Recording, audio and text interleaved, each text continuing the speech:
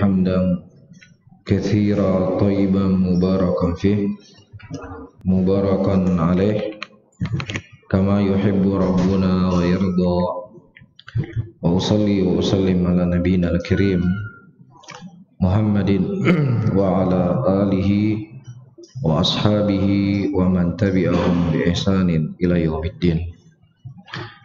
Saudara-saudaraku kaum muslimin dan kaum muslimat, rahimani wa rahimakumullah, sebagaimana yang telah disampaikan, kajian kita di pagi menjelang siang hari ini tentang poligami.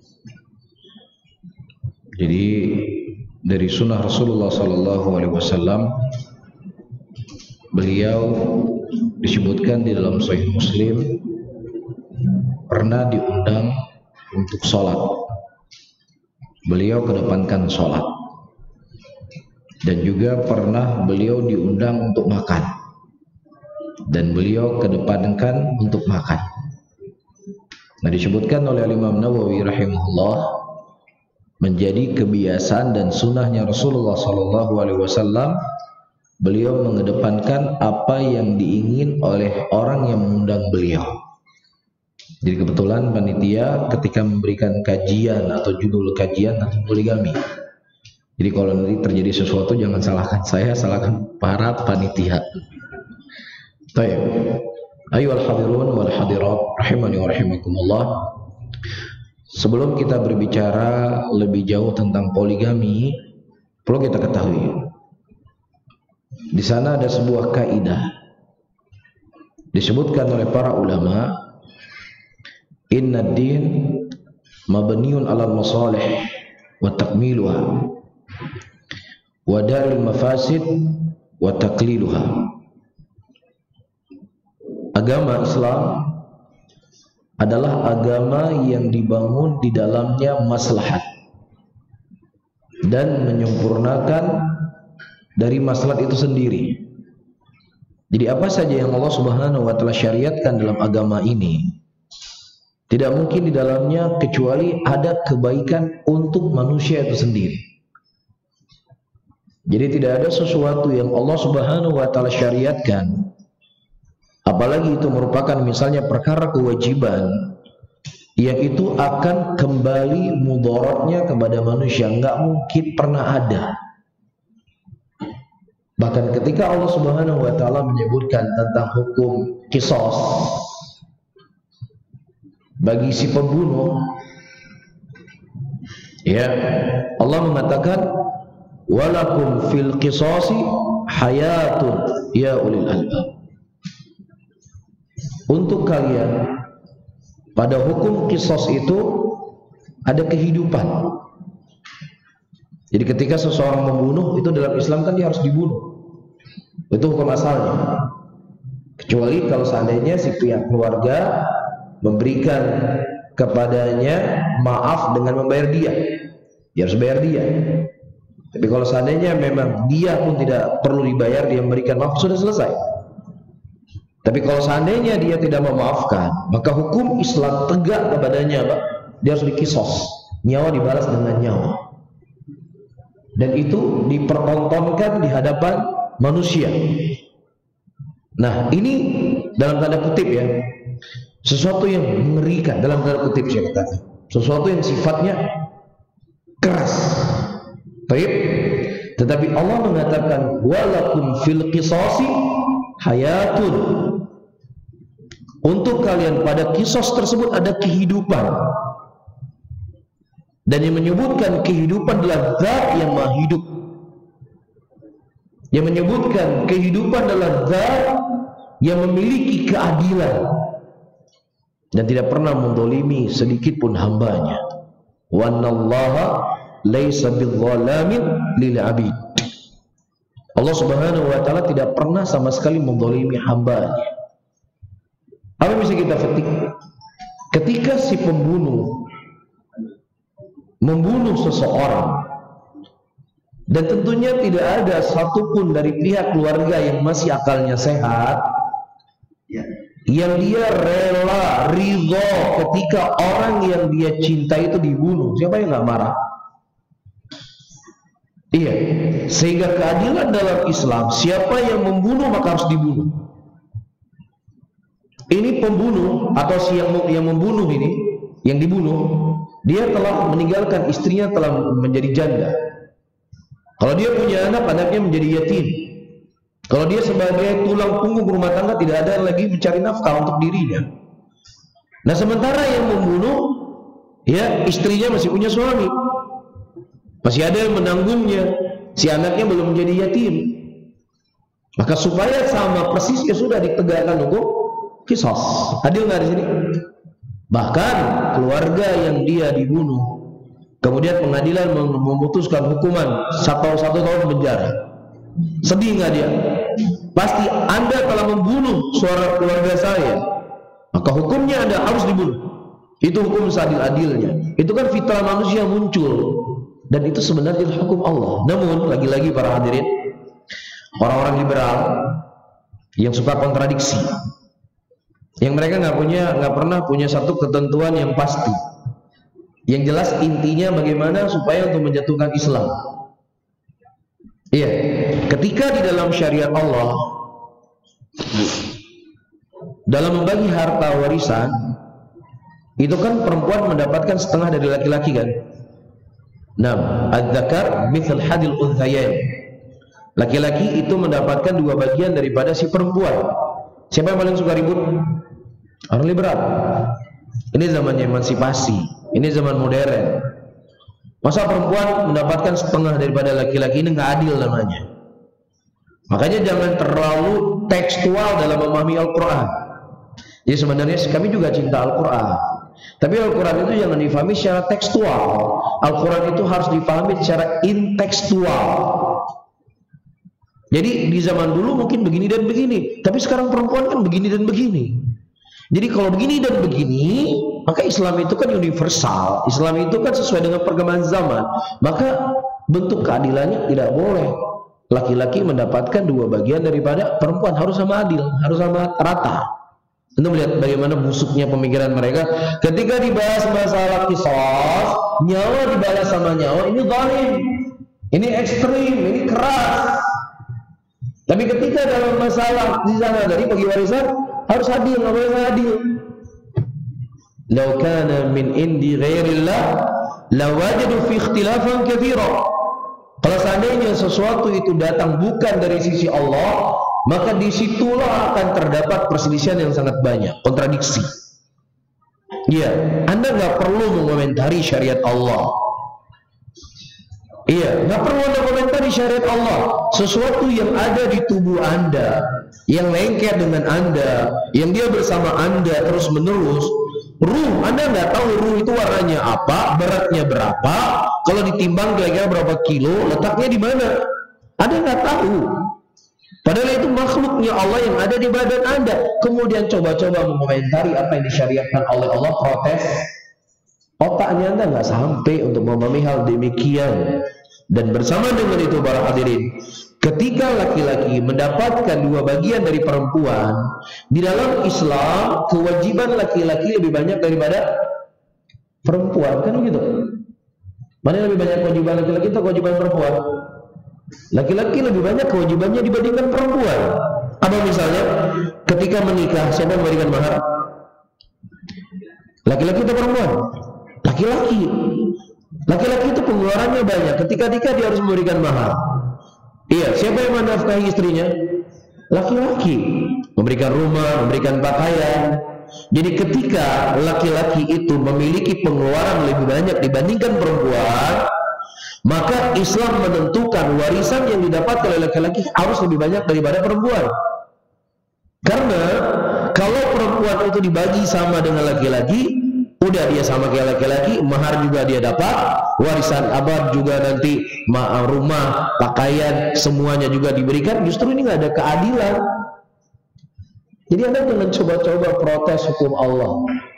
Itu menunjukkan kebodohan, kedunguan, dan ketololan Anda. Ketika Anda coba mengkritisi apa yang telah ditetapkan oleh, apakah secara syar'i ataukah secara kauni. Syar'i seperti yang saya sebutkan tadi. Kauninya apa? Kenapa ya Allah nggak menciptakan semua orang jadi kaya? Kenapa ya Allah nggak menciptakan orang semua miskin, biar nggak ada kesenjangan sosial, biar nggak saling hasad, nggak saling cemburu, kaya semuanya, miskin atau miskin semuanya sekaligus. Ini kan mengkritisi apa yang datang dari Allah secara kauni. Kira-kira para hadirin dan hadirat, kalau seandainya semua manusia kaya, semuanya manusia miskin, berjalan nggak kehidupan? Berjalan nggak? Antum punya toilet sepiteng, rumah antum rusak, iya berpenuh. Kemudian antum cari orang yang ambulan datang. Kita langsung berhenti atau langsung berhenti? Oke, kita sholat jenazah dulu, nanti insya Allah kita lanjut.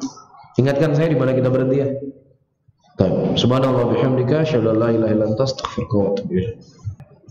Seluruh manusia dalam keadaan kaya, maka tidak akan mungkin akan berjalan kehidupan. Begitu juga ketika seluruh manusia dalam keadaan miskin, tidak akan mungkin berjalan kehidupan.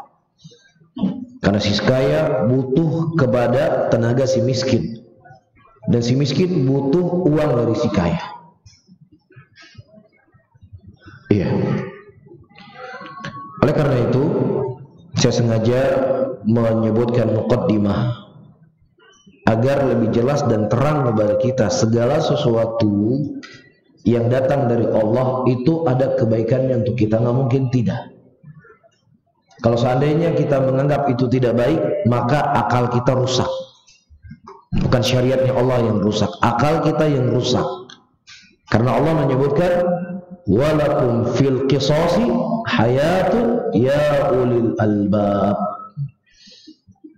Pada kisos itu ada kehidupan, dan itu akan difahami akan adanya kehidupan bagi orang-orang yang memiliki hati. Allah menyebutkan ulil albab, orang-orang yang memiliki hati. Nah, orang yang hatinya busuk, hatinya kotor, hatinya sudah gelap, nggak masuk, nggak logis hukum Allah itu buat mereka. Jadi hati-hati ketika hukum Allah yang Allah tetapkan kepada kita, walaupun mungkin tidak pernah kita ucapkan dengan lisan kita, tetapi terbetik dalam hati, ini kayaknya zalim. Hati-hati. Jangan sampai kita digolongkan kepada orang-orang seperti orang-orang yang busuk hatinya. Jelas ya? Jadi sengaja saya membawa muqaddimah ini. Ketika kita membahas tentang hukum Allah, kita tidak menolak hukum Allah tersebut secara apa yang ditetapkan oleh Allah. Poligami telah datang ayat di dalam Al-Quranul Karim yang Allah Subhanahu wa Ta'ala menyebutkan tentang bolehnya poligami. Fankihu ma qabalakum minan nisa mathna wa thulatha wa ruba fa in khiftum alla ta'dilu fawahidatan. Nikahilah oleh kalian siapa yang kalian inginkan dari wanita, 2, 3, dan 4. Fa in khiftum, kalau seandainya kalian khawatir dengan menikah 2, 3, dan 4 kalian tidak bisa adil, maka cukup bagi kalian 1 wanita saja. Nah, ini akan jadi pembahasan kita. Jadi hukum pernikahan itu hukum asalnya 1 atau hukum asalnya 2 dan lebih. Dan apa hukum asal dari nikah itu? Sunnah, hukum asal ta'adud sunnah, wajib, atau dia cuman sekedar hal yang sifatnya mubah. Disebutkan di sini, fahadan nassun fi ibahati ta'addud faqad afadatil ayatul karimah ibahatahu. Nas ini menunjukkan kepada kita bolehnya seseorang untuk berta'addud, berpoligami, sebagaimana disebutkan dalam ayat. Falirajul fi syariatil Islam ayatazawwaja wahidatan aw itsnatain aw thalathan aw arba'an. Maka bagi seorang laki-laki dalam syariat ini boleh bagi mereka menikahi 1, 2, 3 atau 4. Biyakunu lahu fi waqtin wahidin hadal adad min az-zawjat. Dan boleh dalam waktu yang bersamaan. Maksudnya dia menggandengkan 4 orang istri. Ya, wala yajuzu lahu, dan tidak boleh bagi mereka menggabungkan istri, bukan menggabungkan satu kamar ya. Maksudnya dia punya istri, statusnya istrinya 4 dalam satu waktu. Dan tidak boleh bagi dia untuk lebih dari 4 orang. Wa bihadza qala al-mufassiruna wal fuqaha. Dan demikian yang disebutkan oleh para ulama tafsir dan para fuqaha. Wa ajma 'alaihi al-muslimuna wa la khilafa fi. Dan tidak ada, dan sepakat seluruhnya para ulama dan tidak ada perselisihan dalam masalah ini. Baik, nah sekarang kalau disebut tadi boleh, nah bolehnya menunjukkan sebuah perkara yang mustahab atau boleh yang memang hukumnya boleh. Jelas. Kita lihat di sini, saya baca dulu hukum poligaminya. Disebutkan oleh Al-Marwardi Asy-Syafi'i, seorang ulama Syafi'i, faqad abaha Allah Ta'ala ayyan fi arba'an. Allah Subhanahu wa Ta'ala membolehkan untuk seorang laki-laki menikah dengan 4 orang wanita. Sebagaimana firman Allah, matna wa thulatha wa ruba, 2, 3 dan 4. Wa nadabu ila al-iqtisar ala wahidah. Ya, dan juga dibolehkan bagi dia untuk menikah hanya kepada seorang wanita saja. Kalau kapan? Fa in khiftum alla ta'dilu fawahidah. Kalau seandainya dia tidak bisa bersikap adil, maka cukup satu saja wanita yang ingin dia nikahkan. Nanti akan kita bahas. Kapan syarat seseorang boleh poligami? Ya, karena hukum Allah itu harus dijalankan sesuai juga dengan hukum Allah. Maksudnya, hukum poligaminya ambil hukum Allah. Caranya cara sendiri. Nah, itu nggak benar. Faham? Jadi ketika seseorang ingin menjalankan syariat poligami, dia ingin menjalankan sunnah Rasulullah, dia ingin menjalankan hal yang dibolehkan oleh Allah, maka cara dan metode yang harus dia lakukan juga dengan cara yang diinginkan oleh Allah. Faham di sini? Apa maksudnya? Terkadang poligami hanya sekedar untuk sekedar apa ya? Sekedar saya ini laki-laki loh. Saya ini berani. Sini sudah sekian punya istri. Mafhum? Cuman sekadar disemangat-semangatin. Cuman sekadar ya seling dibully sama teman-teman. Ini tujuannya untuk poligami. Ente bully-bully saya sudah kawin, sekarang sudah 2. Di sana ternukilkan dari sebagian para ulama yang salaf, orang yang tercela adalah orang yang datang ke rumah seseorang yang kemudian dia memakan minuman yang dihidangkan oleh istri yang punya rumah, kemudian bahan pembicaraannya disuruh poligami. Subhanallah, itu ternukilkan dari sebagian salaf terdahulu. Jadi kalau bahas poligami, kalau Anda ingin mengasum poligami, jangan di rumah orang. Udah Anda makan minuman istrinya masak, kemudian Anda ngomong poligami lagi di rumahnya dia. Iya, maksud saya poligami itu sunnah ibadah. Tetapi gunakan juga dengan cara ibadah. Ketika dia menggunakan dengan cara ibadah di dalam poligami, maka akan melahirkan ibadah itu sendiri. Bukan coba-coba. Gimana coba-coba? Ya sudah, saya poligami dulu. Ya nanti kalau ketahuan istri saya, ya sudahlah, kita cari solusi nanti gimana. Ya kalau saya cerai, cerai sajalah. Ya, ada zulm. Ini kezaliman. Ketika seseorang itu menikah pertama, menikah kedua, menikah ketiga, menikah keempat, itu kan ada yang namanya ijab dan qabul. Ijab dan qabul sesuatu yang disyariatkan oleh siapa? Disyariatkan oleh wali atau disyariatkan oleh siapa? Allah yang mensyariatkan. Iya, ijab dan qabul itu Allah yang mensyariatkan. Itu kalimat suci yang datang dari langit. Maka ketika Anda mengucapkan ijab dan qabul, pertanggungjawaban Anda bukan hanya kepada walinya, pertanggungjawaban bukan hanya kepada wanita yang Anda nikahkan, tapi pertanggungjawaban Anda kepada Zat yang mensyariatkan ini, yaitu Allah Subhanahu wa Ta'ala. Jadi ini ikatan suci, nggak boleh buat main-main. Nggak bisa dibuat main-main. Kalau kita berteman, kalau kita bergaul biasa. Hari ini kita berteman dengan si fulan, hari ini kita nongkrong dengan si fulan, hari ini kita ngopi dengan si fulan, besok bisa saja kita ngopi dengan si fulan, biasa. Karena kita nggak pernah ada tidak pernah ada ungkapan ijab dan qabul dalam berteman. Saya terima kamu sebagai teman saya ngopi selama 5 tahun. Iya, saya terima teman kamu sebagai teman. Nggak ada ikatan apa-apa. Jadi ya nggak ada masalah kalau nggak ada ikatan apa-apa selama kita masih menyambung, ya tetap menyapa. Tapi kalau kita nggak ngopi lagi sama dia kan biasa kan. Ente kenapa nggak ngopi lagi sama dia? Kenapa ente nggak lagi ini sama dia? Ya namanya berteman, hari ini kita berteman, besok kita juga cari teman yang lain, bukan memusuhi. Tapi biasa itu kehidupan manusia kan. Tapi kalau dalam masalah rumah tangga bisa nggak seperti itu? Nggak bisa. Karena dalam rumah tangga kita sudah diikat perjanjian ijab dan qabul yang itu kalimat suci. Ya, saya nggak senang berkawan sama dia, nggak seru. Saya cari teman lain lah.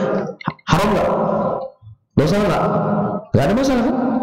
Tapi kalau seandainya istri saya nggak seru, nggak asik, nggak kayak mantan saya dulu, terus gimana?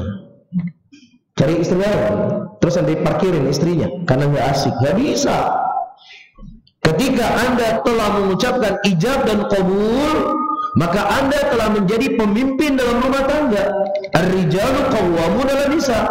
Laki-laki itu merupakan pimpinan dalam rumah tangga. Yang namanya pemimpin, ketika Anda mendapatkan apa yang Anda pimpin nggak asik, tugas Anda bagaimana Anda harus berpikir, menguras otak Anda supaya istri Anda jadi asik. Itu tugasnya, nggak bisa diparkirin. Apa maksud saya? Jadi beda antara pernikahan dengan perkawanan. Karena perkawanan nggak ada ijab dan qabulnya. Mafhum di sini?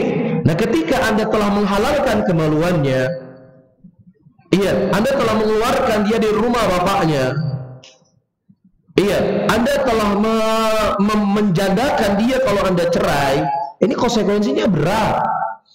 Makanya jangan dibuat main-main. Nah, ketika Anda sudah siap untuk poligami, ya, Anda harus siap bertanggung jawab sebagai seorang laki-laki, sebagai seorang pemimpin. Anda harus punya taktik, punya cara bagaimana istri saya yang pertama, istri saya yang kedua harus akur. Kalau enggak, jangan coba-coba poligami. Kalau enggak siap jadi pemimpin. Kalau cuman udahlah cerai kawin dulu nanti, kalau memang istri saya suruh cerai ya saya ceraikan. Zalim nggak ini? Zalim. Makanya saya sebutkan tadi, walaupun nanti kan kita bahas ya syarat-syarat dalam poligami. Saya ingin menjelaskan contoh yang saya sebutkan, walaupun nanti saya ulang lagi. Ya, poligamilah dengan cara syar'i. Poligami sesuatu perkara yang disyariatkan oleh Allah, maka lakukan juga dengan cara yang sesuai dengan syariat Allah. Jangan ambil syariat Allah kemudian suka-suka sendiri, maunya sendiri. Ya, inilah yang terkadang para hadirin dan hadirat, apa yang disyaratkan oleh Nabi SAW, ada di antara kalian yang membuat orang lari dari dakwah ini. Di sikap kita, perbuatan kita, kesemangatan kita, ketidakhati-hatian kita, keterburu-buruannya kita, kemudian menjadi tergadailah syariat yang agung ini. Bisa difahami? Jelas ya? Baik. Kemudian para hadirin dan hadirat rahimani wa rahimakumullah, wa dhahaba Abu Dawud wa ta'ifatu min ahli al-zahir ila al-ula ayastakmila nikah arba idza qadara 'ala al-qiyam bihinna wa la yattasiru 'ala wahidah. Dan Al-Zahiri menyebutkan, dan sekelompok dari ulama-ulama Zahiriyah, beliau mengatakan al-ula, yang utama, hendaknya seorang laki-laki menyempurnakan, ya, menikah menjadi 4 orang. Kalau seandainya dia punya kemampuan untuk menunaikan kewajibannya sebagai seorang suami, dan jangan hanya membatasi 1 orang. Kata beliau, lianna Nabi sallallahu alaihi wasallam la yattasir 'alaiha. Karena Nabi sallallahu alaihi wasallam beliau tidak meringkas, tidak hanya 1. Dan seluruh para sahabat Nabi sallallahu alaihi wasallam hampir tidak ada di antara mereka istrinya 2. Terus berapa? 1, enggak, lebih dari 2. Cuman lagi-lagi saya katakan, jangan mengambil, oh sahabat Nabi semua istrinya lebih dari 1, bahkan bukan lebih dari 1, lebih dari 2. Taib, itu sesuatu yang ma'thur dari mereka. Cuma ketika Anda berpoligami, ambil juga cara mereka. Nah, itu dia penting. Paham maksud saya? Jadi jangan ambil sahabat Nabi dulu, Masya Allah dia ini begini ini. Ya, tetapi bagaimana metode, bagaimana mereka mengatur, bagaimana Rasulullah SAW bersabar dalam menghadapi istri-istrinya, ini juga harus kita contoh. Paham maksud saya? Karena ketika Anda punya seorang istri, Anda punya beban satu orang. Kalau Anda punya dua orang istri, berapa bebannya? Bebannya dua. Ibaratnya itu punya satu mobil, 1 tahun sekali bayar pajak. Lah kalau mobilnya 4, 4 mobil yang antum harus bayar pajak dalam 1 tahun. Nikmatnya nambah, betul, bebannya juga nambah. Jadi jangan ngambil nikmatnya, bebannya nggak mau. Itu keliru. Iya, jadi waktu itu Rasulullah SAW beliau jatahnya di rumah Aisyah. Iya. Kemudian Ummu Salamah radhiyallahu taala anha, istri Rasulullah yang lainnya, mengirim makanan untuk Rasulullah di rumah Aisyah melalui seorang pembantu. Kemudian makanan tadi yang dihidang dibawa oleh pembantu ditepis oleh Aisyah sampai jatuh, pecah piringnya. Iya. Nah, orang yang berpoligami, apa yang harus Anda lakukan ketika istri Anda berbuat seperti ini? Gimana? Harus pahami dulu gimana, mau ditempeleng istri ya? Ente otak nggak ada, makanan dibuang-buang. Berarti kan ada beban di sini kan? Ada cara bagaimana dia mengatur ketika terjadi kecemburuan di antara istri-istrinya. Faham maksud saya? Saya ulangi kembali. Ya, kalimat inti kita, hashtag kita di siang hari ini, berpoligamilah karena itu sunnah Rasulullah, tapi juga dengan cara yang sunnah. Jangan pakai cara sendiri. Iya. Apa kata Rasulullah melihat istri beliau dalam keadaan cemburu karena dikasih makanan dari istri yang lainnya? Kata Rasulullah SAW, ibu kalian sedang cemburu. Rasulullah nggak marah, emosinya nggak memuncak. Beliau nggak mencela Aisyah, beliau nggak memukul Aisyah. Iya, beliau nggak menghardik istrinya. Beliau hanya mengatakan, ibu kalian sedang cemburu. Mafhum di sini? Kemudian Rasulullah mengambil makanannya, dipungut oleh Nabi SAW, kemudian diberikan kepada sahabatnya. Karena nggak mungkin diberikan ke Aisyah, Aisyah nggak mungkin makan, karena dari istri beliau yang lainnya. Itu bisa saja terjadi. Kalau itu bisa terjadi pada istri Nabi, manusia terhormat, wanita-wanita suci, wanita-wanita yang sudah pasti masuk surga, itu bisa terjadi pada diri mereka, apalagi istri-istri kita. Ya mungkin sebagiannya masih idolanya sama drama Korea. Kan gitu. Ini Pak akan terjadi, beban itu akan terjadi. Nah, bagaimana Anda mau sebagai pemimpin dalam rumah tangga? Saya bukan mengatakan, oh berarti Ustaz ini melarang orang poligami. Saya nggak melarang orang. Gimana kita melarang? Ini syariat Allah. Cuman ingin saya tegaskan kembali apa yang saya sebutkan tadi. Mafhum di sini, ini contoh-contoh saja. Baik, kemudian para hadirin dan hadirat, wastahaba Syafi'i ayat tasira ala wahidatan wa in ubiha lahu akthar. Jadi Al-Imam Syafi'i rahimahullah, beliau mengatakan ayat tasira ala wahidah, disunahkan untuk meringkas istri itu cukup satu saja. Itulah mazhab Syafi'i. Jadi mazhab Syafi'i sunnahnya bukan lebih dari satu. Sunnahnya adalah satu orang. Tapi kalau seandainya dia memang membutuhkan hajat lebih daripada satu, ya silahkan, boleh-boleh saja. Paham di sini? Ini angin surga. Angin surga buat ibu-ibu atau buat bapak-bapak ini? Imam Syafi'i mengatakan mustahab itu cukup ringkas menjadi satu. Makanya ada sebagian para ulama di zaman sekarang yang kita ketahui, mereka tidak nikah lebih dari satu. Syekh Ibnu Utsaimin diantaranya dan Syekh bin Baz. Dan nanti kita akan Syekh Shalih Fauzan. Nanti kan kita baca Syekh Muhammad bin Shalih Utsaimin rahimahullah, beliau menasihati seorang suami menikah satu saja. Ya, bukan beliau mengharamkan ta'addud, beliau nggak mengharamkan.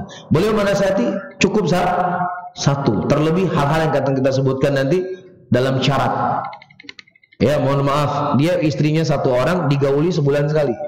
Terus ingin poligami ngapain? Sebulan sekali digauli istrinya, sibuk dia, banyak dinas keluar kota. Atau juga mungkin ya namanya orang syahwat kan macam-macam ya. Ya ada syahwatnya tinggi, ada syahwatnya sedang, ada syahwatnya barit kata orang Yaman, barit dingin. Sebulan sekali itu udah lebih. Terus kalau sebulan sekali ngapain ada boleh gitu? Oh enggak, saya tujuannya ingin menafkahi janda. Oh ya sudah, lain masalah berarti. Baik, cuma nanti akan kita sebutkan syarat-syaratnya. Kemudian di sini juga para hadirin disebutkan wa in ubiha lahu akthar liya'manal jawr bil mail ila ba'dihinna aw bil ajaz an nafaqatihinna. Jadi boleh bagi dia untuk menikah lebih dari satu, tetapi disunnahkan cukup bagi dia menikah satu orang saja. Ya, namun kalau seandainya dia menikah lebih satu, maka dia harus memastikan dia aman, tidak condong kepada satu dengan yang lainnya, dan juga dia mampu untuk menafkahinya. Terkadang kita hanya semangat, para hadirin dan hadirat rahimani wa rahimakumullah, Allah menyebutkan dalam ayatnya bahwasanya siapa yang menikah Allah akan mencukupinya. Banyak para sahabat yang hidupnya pas-pasan tetapi mereka punya istri lebih dari sekian dan sekian. Ya, atau misalnya para jomblo, ya sudah, Allah akan memberikan rezeki kepada saya dengan saya menikah. Itu adalah sesuatu kebenaran yang datang dari syariat, tetapi Anda harus juga meyakini keyakinan yang mendalam. Tapi kalau seandainya hanya mengambil dalil awalnya, tapi kemudian nggak siap dalam perjalanan hidup, ini masalah. Paham nggak maksudnya? Betul, orang yang menikah akan diberikan rezeki. Nah, rezeki itu nggak langsung malam pertama nikah plak dapat rezeki. Bisa saja mungkin setahun lagi, bisa saja mungkin 2 tahun lagi, bisa saja 3 tahun lagi. Nah, proses itu semuanya siap nggak? Ngerti maksud saya? Proses untuk mendapatkan janji Allah itu siap atau enggak? Hah? Nah, kalau nggak siap, ya udah persiapkan diri dulu, bekal untuk Anda menikah. Paham nggak maksud saya di sini? Jadi seperti yang saya sebutkan tadi, diambil sahabat begini, ya pas sahabat ada seorang laki-laki, dia mendatangi Rasulullah SAW, ya Rasulullah, kalau seandainya engkau tidak punya hajat dengan laki-laki, dengan wanita tersebut, ya Rasulullah, nikahkan dia dengan saya, ya Rasulullah.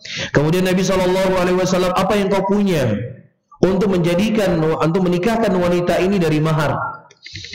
Kemudian singkat cerita, Rasulullah SAW ketika didatangi, ya Rasulullah, aku tidak mendapatkan apapun di rumahku, ya Rasulullah.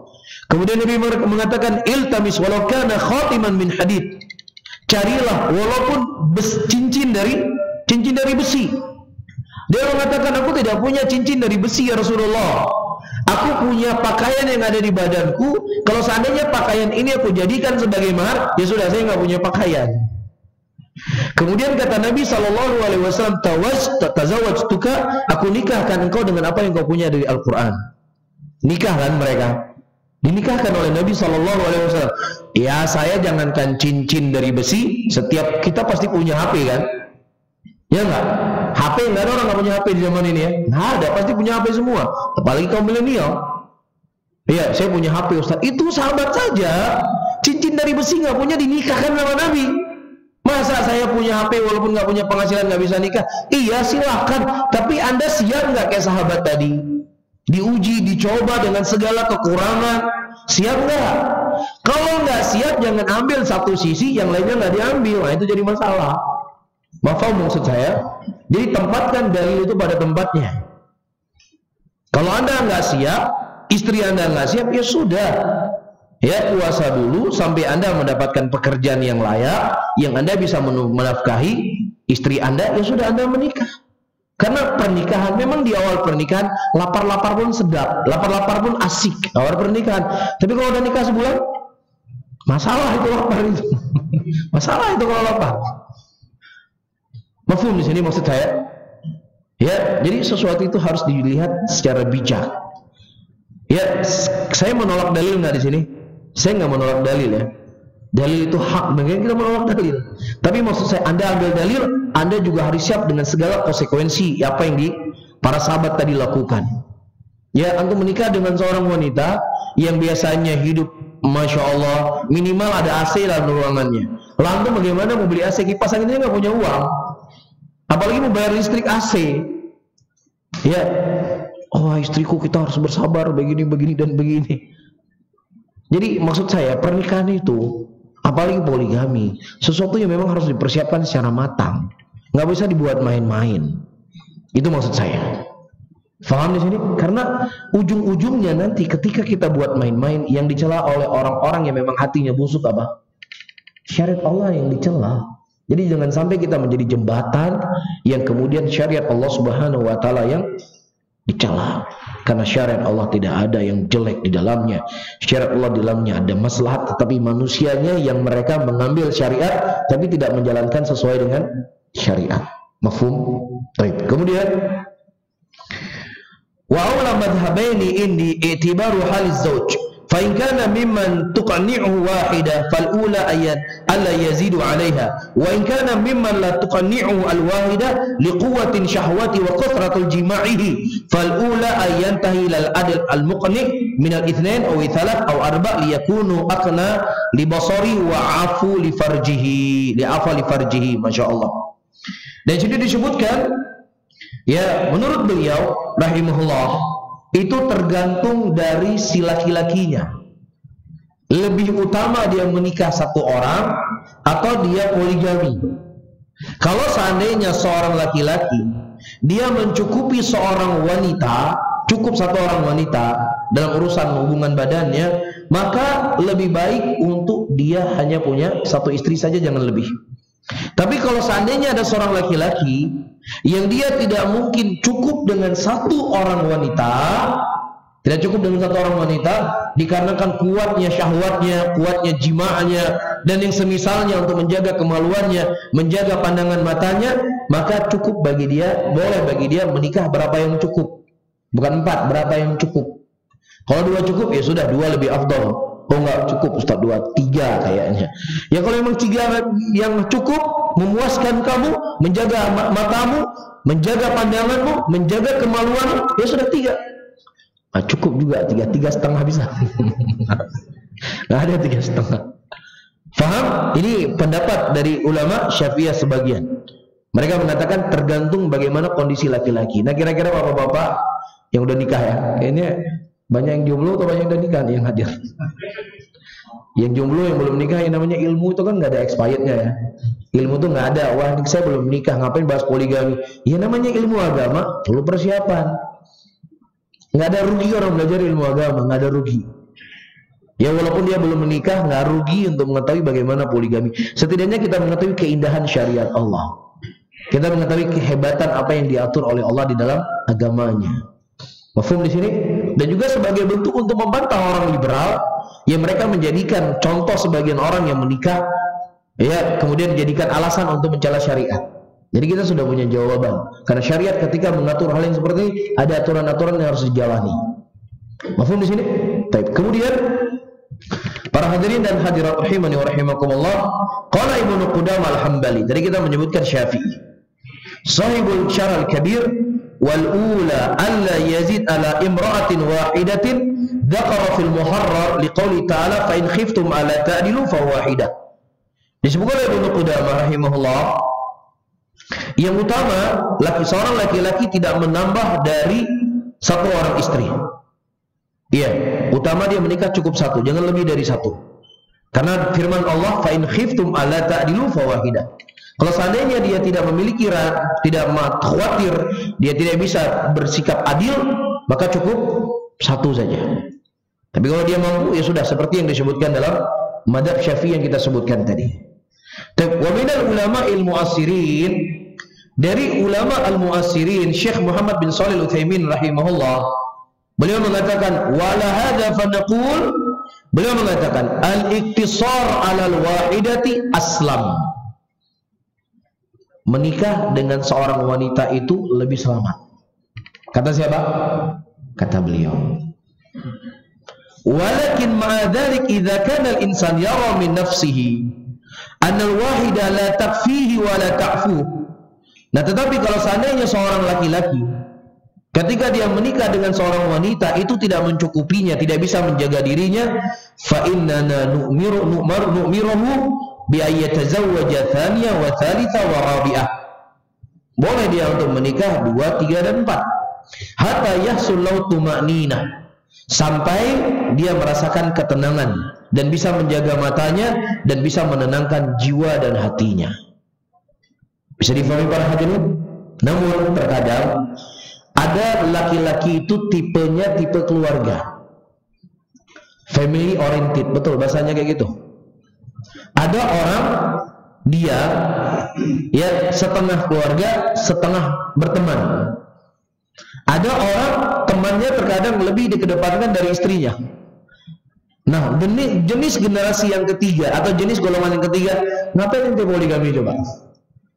Ya, hidup ente adalah teman oriented, temannya yang dikedepankan. Pokoknya kalau diajak sama istrinya, bang, ayolah kita pergi ke mall sekali-sekali. Enggak, bang sibuk ini. Diajak sama temannya, ayo bang kita mancing yuk. Diajak sama kawan, oh siap, kapanpun siap. Ini family oriented atau teman oriented ini. Ada orang memang dia family yang pertama. Dia lihat dulu jadwal istrinya nggak ada kemana-mana sama anak-anaknya, yaudah ada waktu kosong dia pergi ngopi sama orang. Ya, ada orang kadang ngopinya sama istri, kemana-mana sama istri semua, sama anak-anak semua. Nah, orang seperti ini mungkin ya wajar dia untuk poligami. Nah, kalau memang dia nggak, yang modelnya berkawan, bergaul, mancing, lain sebagainya, pokoknya kawan aja yang dia mikirin. Kira-kira apa manfaatnya di poligami? Hah? Oh enggak, saya ingin menafkahi janda. Yaudah, ini lain lagi masalah ya. Saya ingin menafkahi janda, Ustaz. Lain masalah, udah. Kalau memang alasannya seperti itu. Mafhum? Tapi kalau alasannya untuk menjaga syahwat, menjaga kemaluannya, satu orang istri saja sebulan sekali ente datangin. Terus ini mau kawin lagi, terus cari kawan muda lagi 17 tahun.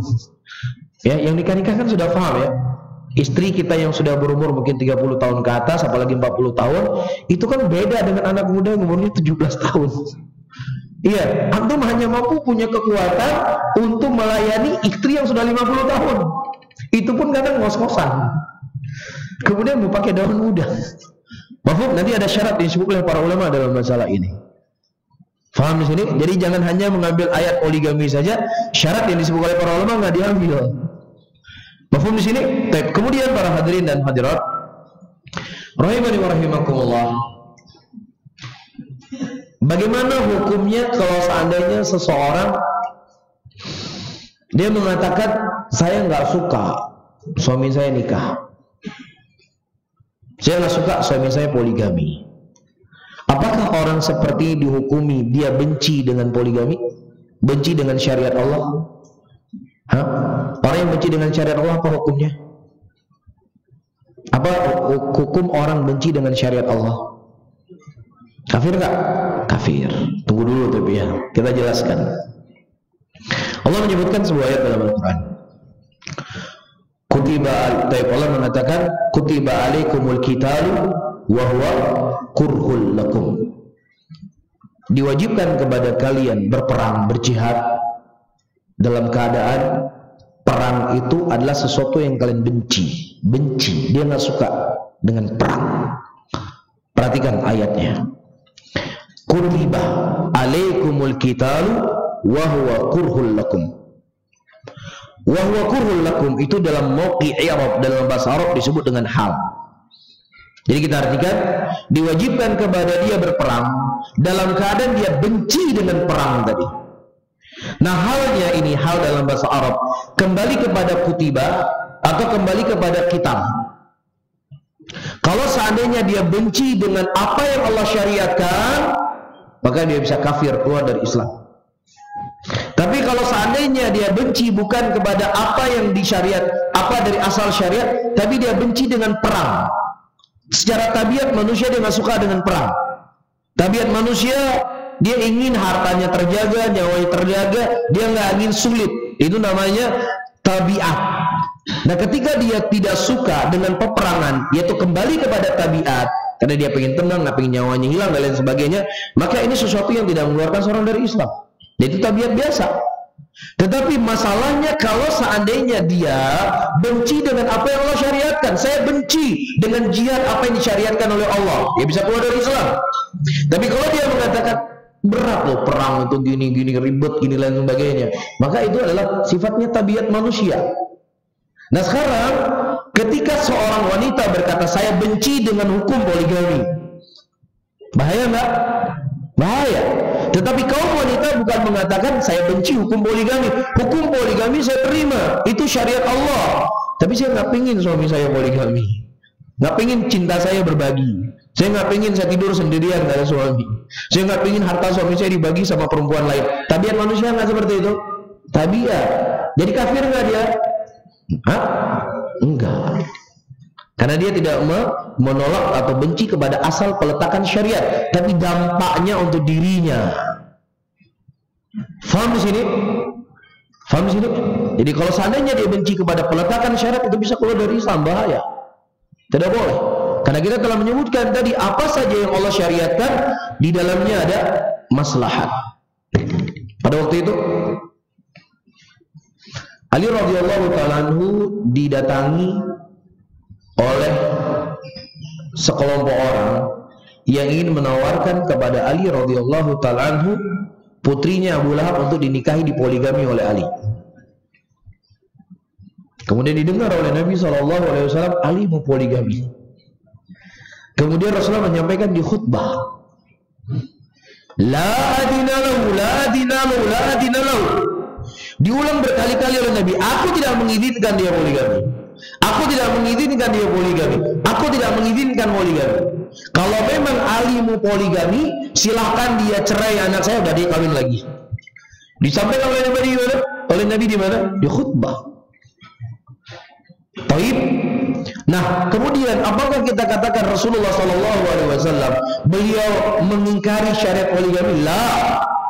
Rasulullah tidak mengingkari syariat poligami. Tetapi di situ ada beberapa alasan yang diutarakan oleh Rasulullah. Kenapa beliau tidak ingin Fatimah itu dipoligami? Yang pertama, Rasulullah mengatakan tidak akan mungkin bersatu anak seorang Nabi dengan anak seorang musuhnya Allah. Karena Abu Lahab, tapi dia sudah muslimah, ya. Dan apa yang ditentukan oleh Nabi adalah hukum yang datang dari Allah. Wa ma yantiqu 'anil hawa in huwa illa wahyu yuha. Jadi nggak boleh anak Nabi itu digabungkan dengan anaknya Abu Lahab, musuhnya Allah, walaupun dia seorang muslimah. Dan yang kedua, Rasulullah mengatakan inna Fatimah bid'un minni. Fatimah itu adalah bagian dari saya. Siapa yang menyakiti Fatimah, maka dia telah menyakiti saya. Jadi disebutkan oleh sebagian para ulama, Fatimah radhiyallahu ta'ala anha, beliau telah ditinggal oleh ibunya. Di masa hidupnya, keluarga beliau, adik-adiknya semuanya meninggal. Beliau hidup sebatang kara dengan ayahanda beliau Nabi SAW. Dan itu sudah cukup beban buat Fatimah. Beraneka ragam ujian yang beliau lalui dalam kehidupan beliau. Jangan sampai nanti ketika Ali menikah lagi menjadi beban buat Fatimah. Faham di sini? Faham di sini? Itulah menjadi sebab kenapa Rasulullah tidak memberikan izin kepada Ali untuk berpoligami. Bukan Nabi gimana nggak konsekuen? Ya, beliau poligami, anaknya nggak boleh poligami. Ya, makanya kita sering menyampaikan, ketika seseorang memahami dalil, dia lihat bagaimana penjelasan para ulama. Jangan sampai karena kebodohan dan kesemangatannya, kemudian na'udzubillah dia mencela Rasulullah. Itu bisa mengeluarkan seseorang dari Islam. Makanya ilmu itu harus dituntut, harus dipelajari, bukan hanya sekedar baca terjemahan kemudian nerka-nerka sendiri. Gimana sih maksudnya? Faham di sini? Jadi ini diantara alasan kenapa Nabi SAW tidak memberikan izin kepada Ali untuk berpoligami. Makanya Ali tidak pernah berpoligami dengan siapapun wanita ketika Fatimah masih hidup. Dan setelah Fatimah meninggal baru mulai boleh poligami. Mafhum di sini? Para hadirin, jadi itu tabiat seorang wanita. Ya, yang dia tidak ingin suaminya dibagi. Dia tidak ingin harta suaminya dibagikan kepada orang lain dan yang semisalnya. Kemudian, jelasnya bisa dibedakan di antara orang yang benci kepada syariat dengan orang yang benci kepada dampak yang terjadi, yang itu adalah tabiat manusia. Bisa dibedakan? Bisa dibedakan ya, kapan yang seorang bisa keluar dari Islam, kapan yang itu sifatnya tidak mengeluarkan dari Islam. Baik. Nah, kalau nanti kita baca. Selanjutnya para hadirin, kenapa Allah membolehkan poligami bagi laki-laki dan kenapa perempuan nggak boleh? Apa polandri? Ya, polandri, poliandri. Kenapa nggak boleh poliandri? Lagi-lagi nggak adil. Itu kata siapa? Kata mereka. Di sini para hadirin, Secara statistik, perempuan itu lebih banyak daripada laki-laki sekarang. Betul atau tidak? Betul nggak? Perempuan lebih banyak ya. Di Jakarta berapa orang? Siapa yang ada kerja di bagian kependudukan? Berapa orang wanita di Jakarta dan berapa laki-lakinya? Mana lebih banyak? Yang jelas banyak perempuan ya. Banyak perempuan. Nah, kenapa laki-laki secara jumlah mereka sedikit? Karena laki-laki itu adalah orang yang memang yang mereka memang terbuka pintu kematian. Laki-laki, kenapa? Laki-laki yang sering keluar rumah, laki-laki yang dia bekerja, keluar rumah, bekerja, ini kan resiko untuk meninggal. Itu disebutkan oleh para ulama. Betul atau enggak? Dia jadi supir, ya dia kerja naik tiang listrik. Ini kan hal yang akan mengantarkan dia kepada kematian. Perempuan kan cuma di rumah. Iya, perempuan hanya di rumah. Nah, ketika banyaknya kematian dari kaum laki-laki yang itu real terjadi pada hari ini, maka disitulah dibolehkan dan dibenarkan bagi laki-laki untuk menikah dengan wanita lebih dari satu, untuk menyelamatkan mereka, agar mereka punya orang yang akan bisa menjaga diri mereka, menjaga kehormatan mereka, dan menafkahi mereka. Mafhum di sini? Ini diantara hikmah. Jadi lagi-lagi saya katakan, apa saja yang Allah tetapkan di situ ada hikmah yang sangat besar. Apakah kita menyadarinya ataukah kita tidak menyadarinya? Iya, dan sifatnya laki-laki ketika dia memiliki sesuatu yang lebih, itu sifatnya ingin merangkul. Itu wataknya laki-laki. Betul nggak? Sifat kita cerita watak. Laki-laki kalau dia punya banyak, dia sifatnya ingin merangkul. Kalau perempuan, saya nggak mengatakan semua ya. Perempuan sifatnya wataknya ketika dia punya kelebihan, dia pinginnya apa? Dia ingin berpisah. Ya walaupun nggak semua, saya nggak katakan semua, cuman watak. Makanya saya sendiri secara pribadi sering diceritakan tentang perceraian. Sebelum dia menjawab apa sebab perceraian, saya selalu menebak. Kamu punya istri yang sedang kerja, kamu punya istri yang bekerja, istri kamu gajinya lebih banyak dari kamu, istri kamu lebih kaya dari kamu. Hampir jawabannya iya. Iya. Saya katakan lagi-lagi, jangan nanti saya takut diprotes sama emak-emak. Saya katakan enggak semua, tapi ini kasus yang saya dapatkan. Iya, ketika perempuan gajinya lebih banyak dari suaminya, uangnya lebih banyak, penghasilannya lebih besar, dia sifatnya tuh pingin bebas. Dalam arti kata, ya kalau nanti nggak bisa ngurus saya, sudahlah saya sendiri aja lah. Itu sifatnya wanita. Kalau laki-laki nggak, dia sifatnya ingin merangkul. Ila marahimullah, saya tegaskan kembali, kecuali siapa yang dirahmati Allah. Banyak terjadi perceraian. Makanya dalam Islam itu yang menafkahi itu siapa? Laki-laki. Karena perempuan itulah tadi akalnya setengah, agamanya setengah. Ketika dia dapat nikmat, kadang dia lupa diri. Makanya laki-laki yang bekerja, si perempuan yang mengatur rumah tangga. Ya, suami yang menafkahinya, jadi dia nggak mikir macam-macam. Nanti kalau seandainya suaminya marah sedikit, suaminya misalnya menghardik dia sedikit, suaminya nggak setuju ketika dia berpergian, mulai muncul ya kesetengah agamanya tadi. Banyak laki-laki yang lain mau sama saya, emang dia aja udah uang jajan nggak pernah dikasih, kita biayain sendiri. Ya mulai kan? Mulai nggak? Mulai. Makanya sesuatu perkara yang terkadang itu menyelisihi dari syariat Allah Subhanahu wa taala, pasti terkadang akan ada mudaratnya. Bukan berarti tidak boleh bagi kaum wanita bekerja. Silakan dia bekerja untuk membantu suaminya, nggak masalah. Tetapi kita ingatkan, hati-hati. Ketika Anda terlalu memberikan kelapangan kepada istri Anda bekerja yang kemudian penghasilannya itu lebih banyak daripada Anda, maka di sini perempuan itu harus lebih ekstra lagi belajar agama. Harus lebih ekstra rajin ikut kajian, supaya hatinya terlalu dipompa. Harus diingatkan, semiskin-miskinnya suamimu, dia tetap suamimu yang harus kamu taati. Kamu tetap di bawahnya, nggak boleh kamu di atas. Bisa saja mungkin di kantor kamu sebagai manajer, dia sebagai supirnya, tapi di rumah dia sebagai pemimpin. Kan diingatkan dengan ilmu, diingatkan dengan syariat Allah, diingatkan kewajiban dan haknya. Tapi kalau seandainya sudah sibuk cari uang, lupa dengan belajar, lupa dengan menuntut ilmu, hatinya nggak pernah terisi nutrisi dari ilmu-ilmu yang akan bisa melembutkan hatinya, ini akan bergejolak. Disitulah awal akan terjadinya apa? Terjadi perceraian. Bisa difahami para hadirin dan hadirat? Pahami firman Allah, Ar-rijalu qawwamu 'alan nisa. Laki-laki itu pemimpin dalam rumah tangga. Syekhul Islam Ibnu Taimiyah rahimahullah menyebutkan banyak negara hancur ketika perempuan yang lebih berkuasa daripada laki-laki. Nah begitu juga dalam rumah tangga. Ketika perempuan yang lebih berkuasa dalam rumah tangga itu, kita tunggu kehancurannya. Makanya saya sering saya sering menyampaikan, istri itu dicintai bukan ditaati. Beda kan? Istri itu disayangi, jangan ditaati. Kalau Anda mentaati istri, istrilah yang jadi pemimpin. Jadi istri itu dicintai, disayangi, bukan ditaati. Maksudnya gimana? Misalnya aku mau pergi keluar kota. Nah, perginya dan tidak perginya antum keluar kota bukan karena patuh atau tidak patuhnya sama istri, tetapi antum sebagai pemimpin rumah tangga melihat, ada nggak maslahat saya pergi dari rumah? Ada nggak maslahat saya safar? Memudaratkan istri saya nggak kalau saya safar? Itu timbangannya. Bukan mau safar, kenapa nggak jadi safar? Nggak dikasih pergi sama istri. Faham maksud saya? Ketika dia ingin pergi, dia lihat istrinya sedang sakit, anaknya sedang sakit.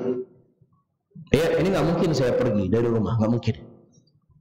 Ya, nggak mungkin saya tinggalkan anak saya dalam kondisi seperti ini, istri saya dalam keadaan sakit-sakitan. Ya sudah, saya batal. Itu namanya sayang sama istri. Yang kedua, istrinya sehat, anaknya sehat, semuanya sehat, semuanya mudah.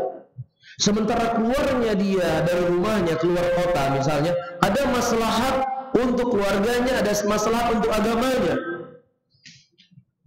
Ya, tapi katanya nggak boleh pergi bang, nggak boleh. Ini namanya taat sama istri apa sayang sama istri? Nggak pergi dia. Taat apa sayang? Taat sama istri atau sayang sama istri ini? Hah?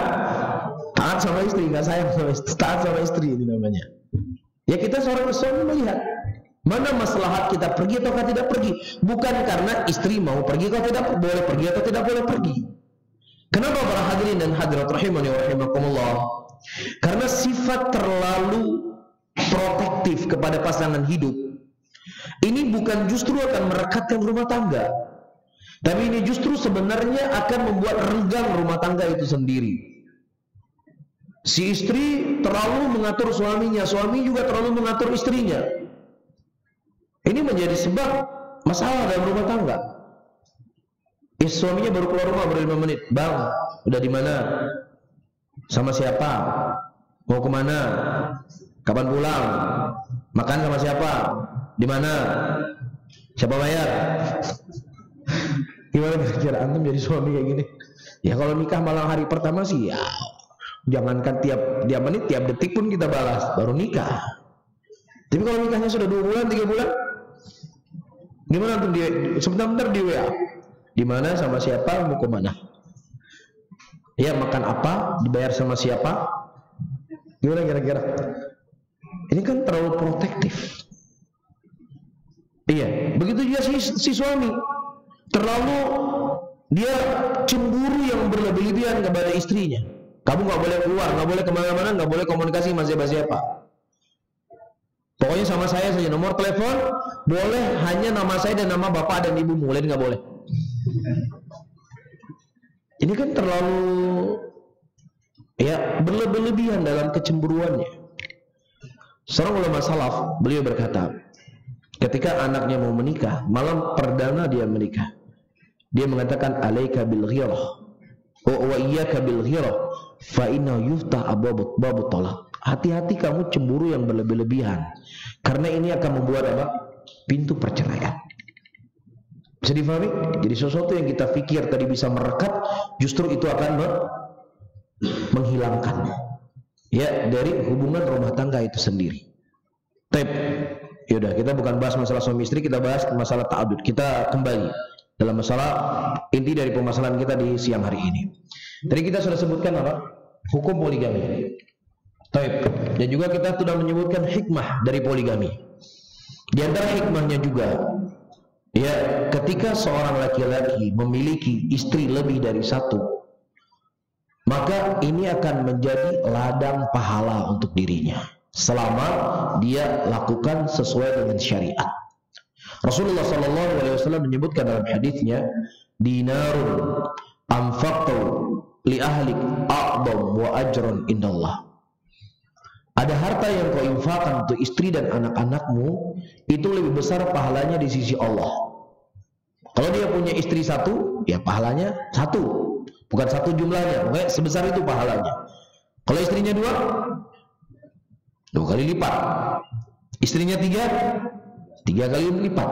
Istrinya empat kali lipat pahalanya. Ya, karena ini adalah sebuah keutamaan menafkahi, apalagi istri yang dinikahi adalah janda.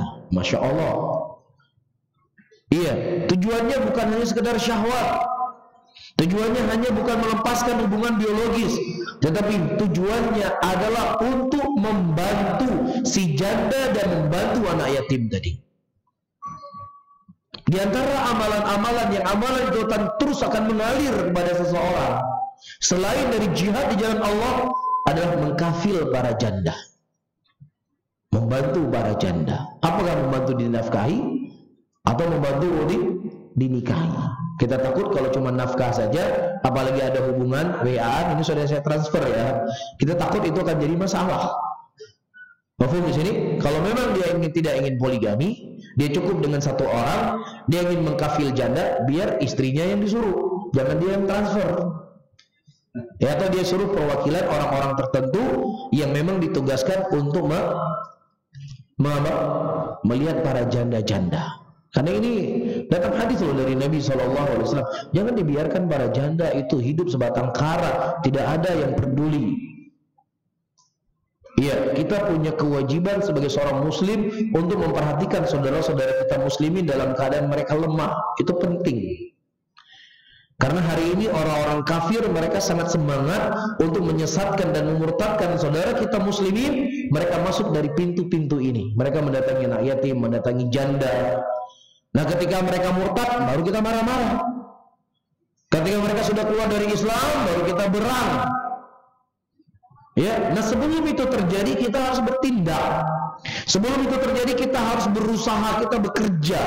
Bagaimana agar kehidupan mereka itu bisa terjaga. Saya menyampaikan kemarin di kajian, ya di Jakarta ini sudah cukup banyak MT kajian. Bagus nggak? Bagus. Bagus, saya nggak mengatakan tidak bagus.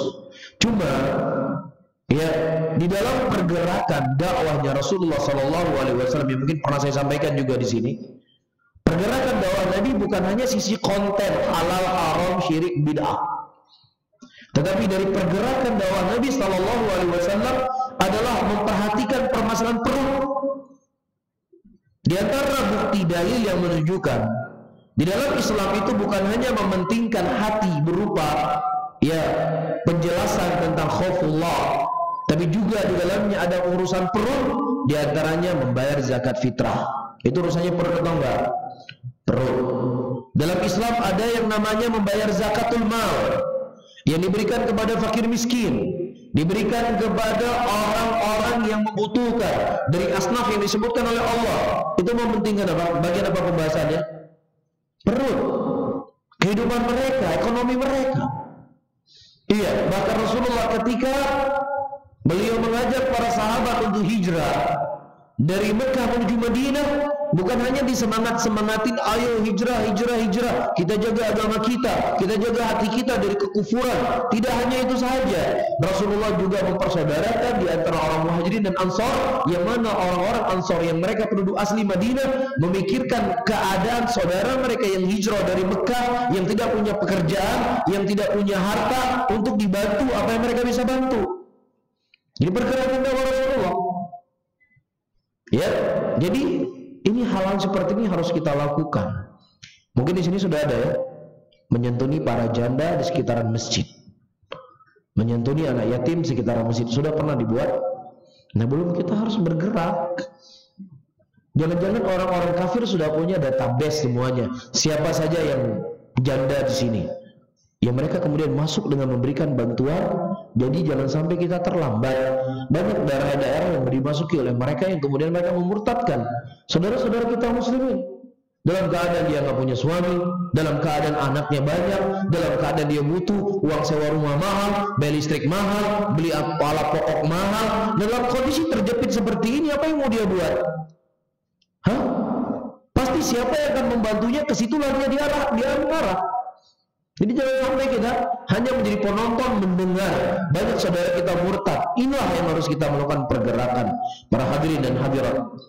Selain kita semangat untuk menyebarkan ilmu, semangat untuk membuat kajian-kajian, tapi hal-hal yang saya sebutkan tadi juga kita harus bersemangat karena itu dakwah dari dakwah Nabi Sallallahu Alaihi Wasallam.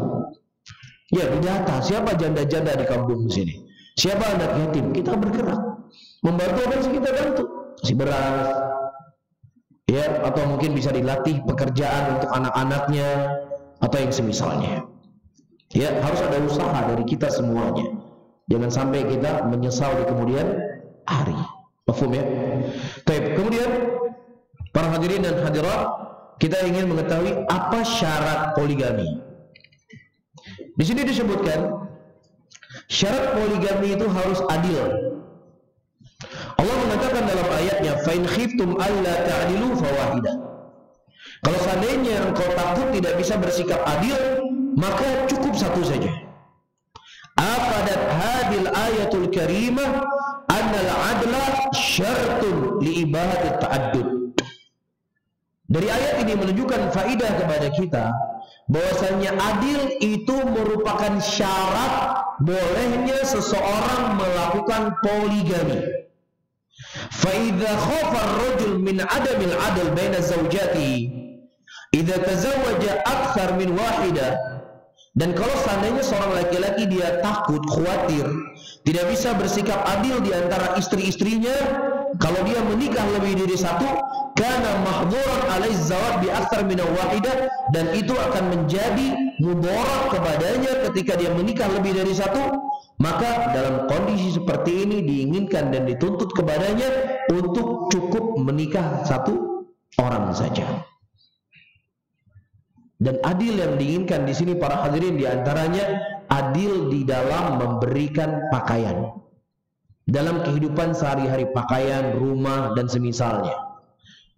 Jadi tidak bisa ini istri saya yang pertama yang dibeliin apapun yang diinginkan, istri yang kedua nggak diberikan. Ini zalim namanya, haram. Orang yang mereka menikah dan tidak bersikap adil, nanti kelak di yaumul qiyamah dia akan dibangkitkan dalam keadaan mereng. Besar dampaknya. Belum lagi dia kena doa dari istrinya yang kedua ketika dia zalimi. Ya, jadi sebelum Anda menikah, Anda harus memiliki timbangan kira-kira saya bisa bersikap adil atau tidak. Kalau seandainya istri satu saja Anda belum bersikap adil, bagaimana lagi Anda akan bersikap adil dengan istri yang kedua? Gimana maksudnya istri yang satu saja nggak bisa adil? Kan dia nggak punya lawan. Memang dia nggak punya lawan dari sisi istri, tapi punya lawan dari sisi kawan. Nah itu tadi. Sama kawan yang laki-laki saja dia nggak bisa adil sama istrinya yang perempuan. Apa maksud saya? Hah? Setiap Sabtu Minggu, hari Senin sampai Jumat kerja. Udah, Senin Kamis Jumat kerja ya. Ya alasan ya kerja, saya kerja sibuk cari nafkah untuk kamu.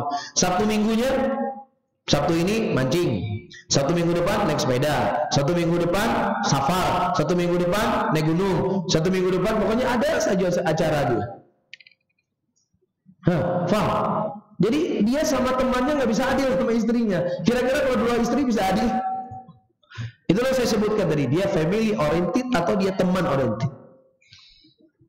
Ya, istrinya ngajak ngopi, bang sekali-sekali ngopi lah kita di mana gitu. Oh, apa ngopi, akhwat ngopi di rumah aja kamu. Bisa dipahami? Jelas ya? Jadi ini hal harus dia miliki. Dia menimbang dirinya, saya bisa adil nggak? Kalau kamu nggak adil, jangan coba-coba, karena Allah mensyaratkan, fa in khiftum, kalau kalian takut tidak bisa adil, cukup satu. Dan juga dari bentuk keadilan mabit. Mabit itu menginap. Jadi satu minggu dia menginap di sini, satu minggu dia menginap di sini. Menginap, harus menginap. Mabit itu artinya menginap di malam hari. Atau bagaimana dia tuh 2 hari, 2 hari, 3 hari, 3 hari, seminggu, seminggu, sebulan, sebulan. Tapi yang jelas mabitnya harus adil. Baik, adapun jimanya tidak mesti harus adil. Paham maksudnya? Bang, kemarin di sana abang 7 hari, berapa kali jimain dia? Segitu juga harus jimain saya. Bukan, itu nggak ada itu. Karena itu adalah mel kecintaan. Adapun cinta seseorang nggak bisa bersikap adil. Nggak mampu orang itu apa? Ya, membagi cintanya. Tetapi yang bisa dibagi adalah hal yang saya sebutkan tadi. Makanya Rasulullah mengatakan apa? Ya, ketika ditanya, ya Rasulullah, siapa wanita yang paling kau cintai? Aisyah. Siapa dari kami laki-lakinya? Abu Bakar. Jadi istri yang paling dicintai oleh Rasulullah adalah Aisyah. Fadlu Aisyah ala sairin nisa ka fadli tharid ala sairi ta'am. Keutamaan Aisyah di atas wanita-wanita yang lainnya seperti keutamaan tharid di atas makanan yang lainnya. Rasulullah paling suka makanan tharid, tepung yang dicampur dengan daging. Ini kecintaan. Rasulullah nggak bisa adil. Tapi dari sisi mabit, dari sisi nafkah, Rasulullah SAW bersikap adil. Dan kecondongan untuk melakukan hubungan badan itu adalah larinya kepada cinta. Jadi nggak disyaratkan harus adil. Faham di sini? Jadi istri nggak perlu tanya berapa kali di sana. Karena itu sesuatu yang nggak bisa bersikap adil. Mafhum? Iya. Dan perlu diketahui para hadirin dan hadirat, wanita ketika menikah sama seperti laki-laki walaupun tidak sama persis. Apa maksudnya? Yang lebih bersyahwat untuk menjaga diri laki-laki atau perempuan? Secara masal. Laki-laki atau perempuan? Laki-laki ya? Laki-laki kan? Baik, perempuan butuh nggak dia melepaskan biologisnya? Butuh, sama seperti laki-laki. Walaupun laki-laki lebih besar, lebih tinggi. Faham di sini? Jadi jangan sampai seseorang dia menikah dengan seorang wanita di sebuah kota, ya, kemudian dia 4 bulan dia nggak pulang ke rumah istrinya. 4 bulan. Bahkan bertahun-tahun dia nggak pulang ke rumah istrinya yang kedua, istri sirinya dia. Ini haram hukumnya.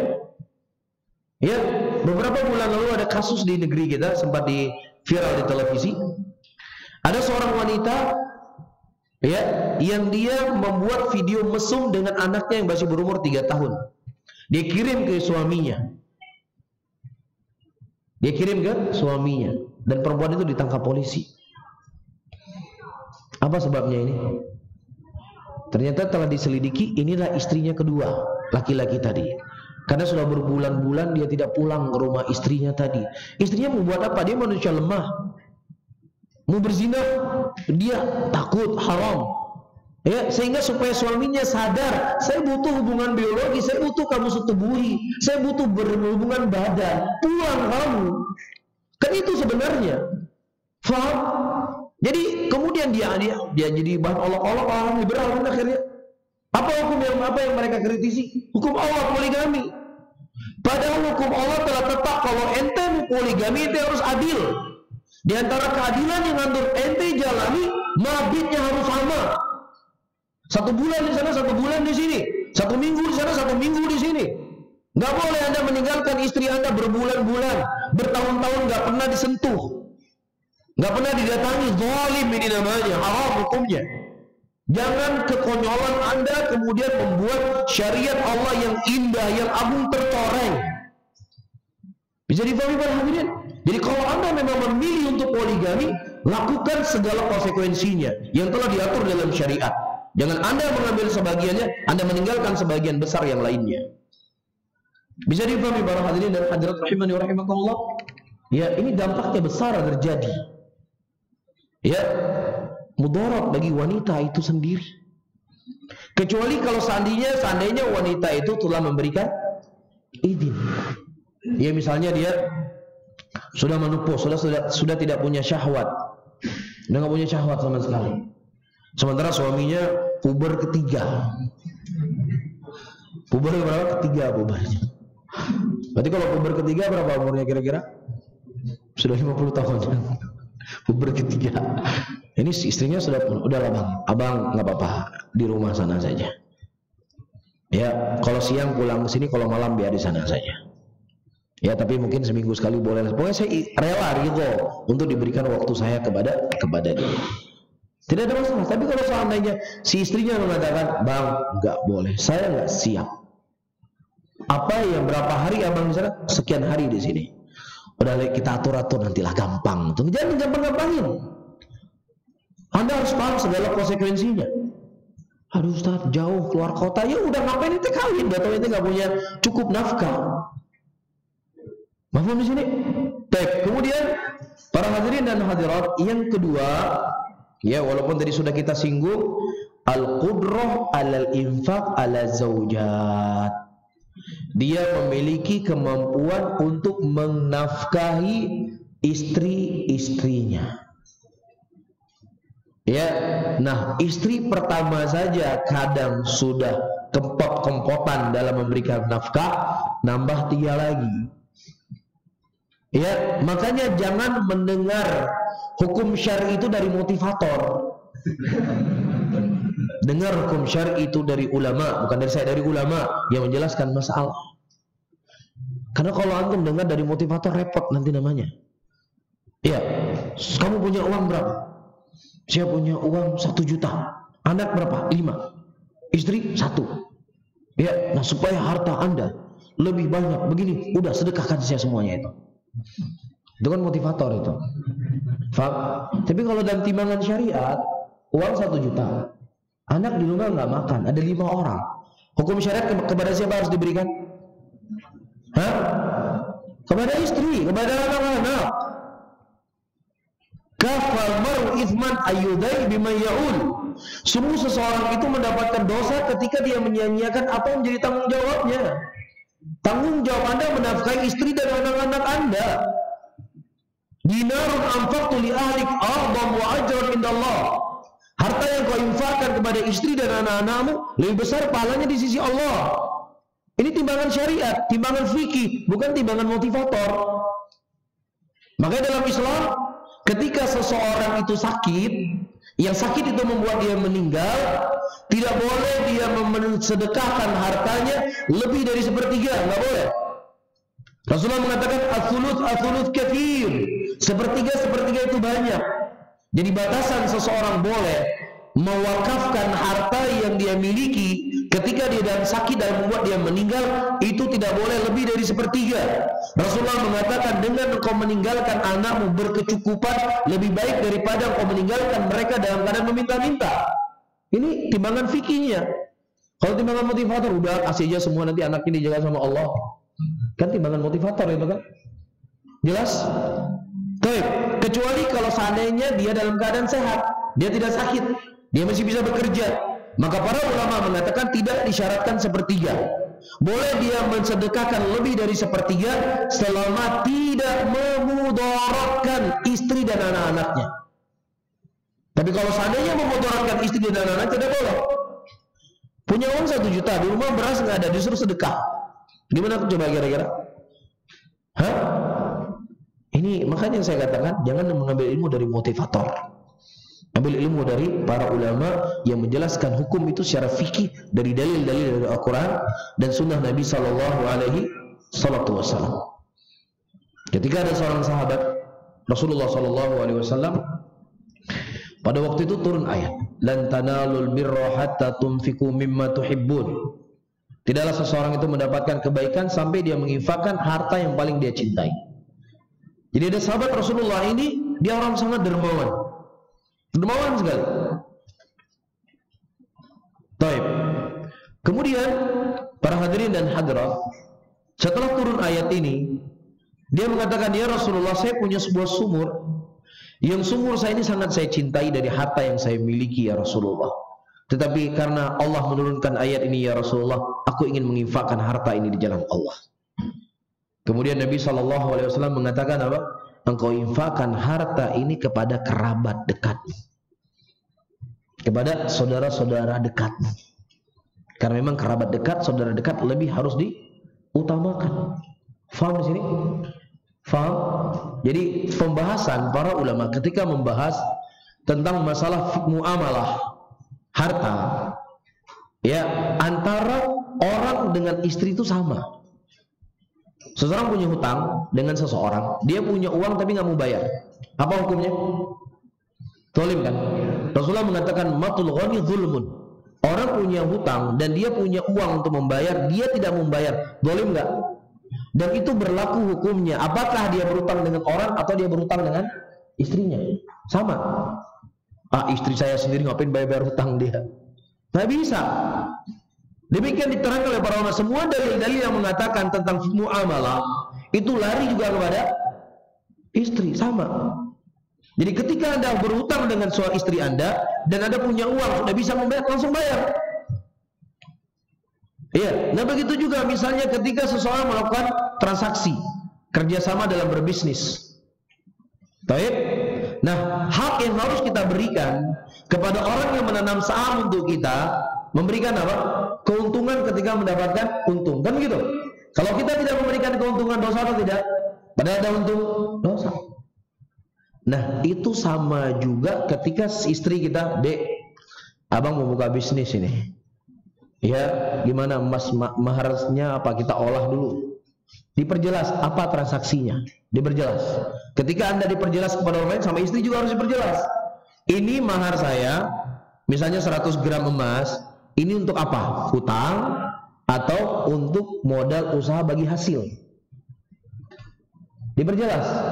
Jadi apa yang harus kita perjelas sama orang di luar, begitu juga dengan orang di dalam. Bahkan di dalam lebih harus diperjelas, karena dia adalah orang yang lebih berhak untuk kita berikan kebaikan.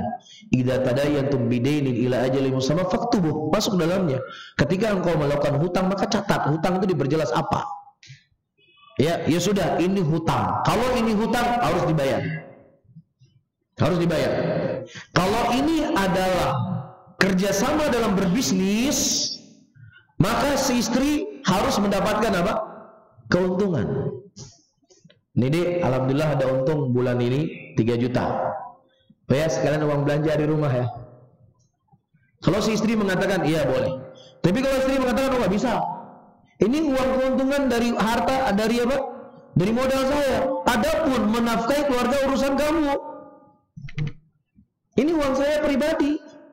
Karena itu adalah uang, hasilnya adalah hasil modal saya. Adapun uang jajan setiap bulan untuk mengurusi dapur, itu kewajiban kamu sebagai suami. Harus ada uang lain lagi. Berdosa nggak istri minta kayak gini? Nggak berdosa. Iya, Rasulullah SAW mengatakan dalam hadis, ketika ada seorang wanita yang mengatakan suaminya tidak memberikan nafkah yang cukup untuk dirinya, khudhi ma yakfiki wa waladiki. Ambil apa yang mencukupi dirimu dan anakmu. Boleh diambil tanpa izin suaminya. Jadi itu adalah uang dia pribadi karena modal usahanya. Adapun menafkahi urusan suami. Hal yang kayak gini kita jalanin nggak dalam rumah tangga. Ini penting para hadirin. Jadi saya sering menyampaikan dalam kajian, ya sunnah itu bukan hanya sekedar wah istri saya sudah pakai cadar, wah istri saya sudah pakai hijab, saya juga sudah pakai jenggot. Enggak. Kita dalam sunnah itu dalam segala transaksi dan muamalah kita, luar dalam itu harus sesuai dengan sunnah yang diatur di dalam Islam. Bisa difahami? Jangan kita jujur bayar hutang dengan orang lain sampai istri nggak jujur bayar hutang. Kita jujur dalam berbisnis orang lain berbagi hasil, dengan istri nggak adil dalam berbagi hasil. Ini nggak dibenarkan. Karena kaidah, saya ulangi kembali, disebut oleh para ulama, ya apa saja dalil-dalil yang datang, konsekuensi ketika kita bermuamalah dengan orang lain, begitu juga berlaku dengan pasangan hidup kita. Bisa difahami? Baik. Kemudian kata Syekh di sini, para hadirin dan hadirat rahimani wa rahimakumullah, faqad amara Allah fi hadhil ayal karimah man yaqdir 'ala nikah la yajid bi ayyi wajid du'a an yasta'faf. Jadi siapa saja yang seseorang dia menikah dan kemudian dia tidak punya kemampuan untuk menikah, maka dia menjaga dirinya. Karena memang dia tidak punya kemampuan. Jadi yang namanya kemampuan, namanya nikah itu harus diikat dengan kemampuan. Dia punya kemampuan atau tidak? Kalau dia punya kemampuan untuk menikah, dia menikah. Kalau dia punya kemampuan untuk menikahi seorang wanita, cukup satu orang wanita yang harus dia nikahi. Tapi kalau seandainya uang yang dia punya, gaji yang dia punya hanya mencukupi menikah 2 orang wanita, hanya mencukupi 2 orang saja, maksa diri nikah ketiga dengan keempat, boleh atau tidak? Kalau secara hukum, kalau memang tidak menjadi mudarat, ya silakan. Tapi kalau jadi mudarat, maka ini hal tidak dibenarkan. Kemudian yang terakhir, para hadirin dan hadirat, qudratul badaniyah. Ini penting juga. Kekuatan badan dia, kesehatannya. Ia mampu untuk melayani istrinya.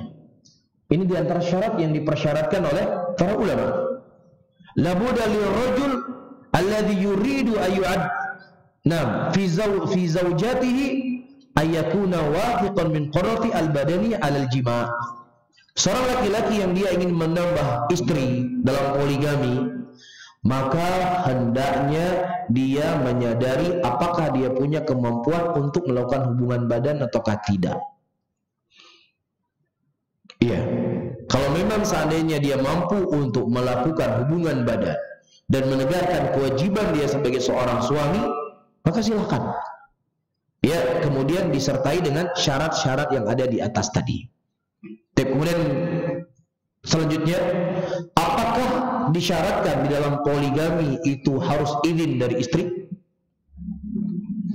Syarat meminta izin dari istri tidak ada syarat. Tidak syarat. Tetapi lebih baik, lebih utama dia minta izin supaya nggak kucing-kucingan. Faham? Jangan ingin menambah nikmat akhirnya jadi beban. Beban, stres, akhirnya apa? Orang kalau stres, dia sering stres, sering beban hidupnya, banyak pikiran, itu khawatir itu mati, itu nggak bangun nanti dia. Itu bahaya. Itu akan terjadi sebab perceraian dalam rumah tangga. Faham? Memang dalam syariat tidak diharuskan untuk minta izin. Tetapi kita ingin mendapatkan nikmat dengan nikmat. Tidak ingin mendapatkan nikmat dengan apa? Dengan hal yang membuat diri kita susah sendiri. Ya, dan namanya istri, seperti kita juga suami, dia melihat keanehan itu terlihat, nggak perlu lama itu dia lihat. Suami saya sebulan WA tiba-tiba nggak pernah dia telepon keluar rumah. Ini sekarang kok telepon keluar rumah dia.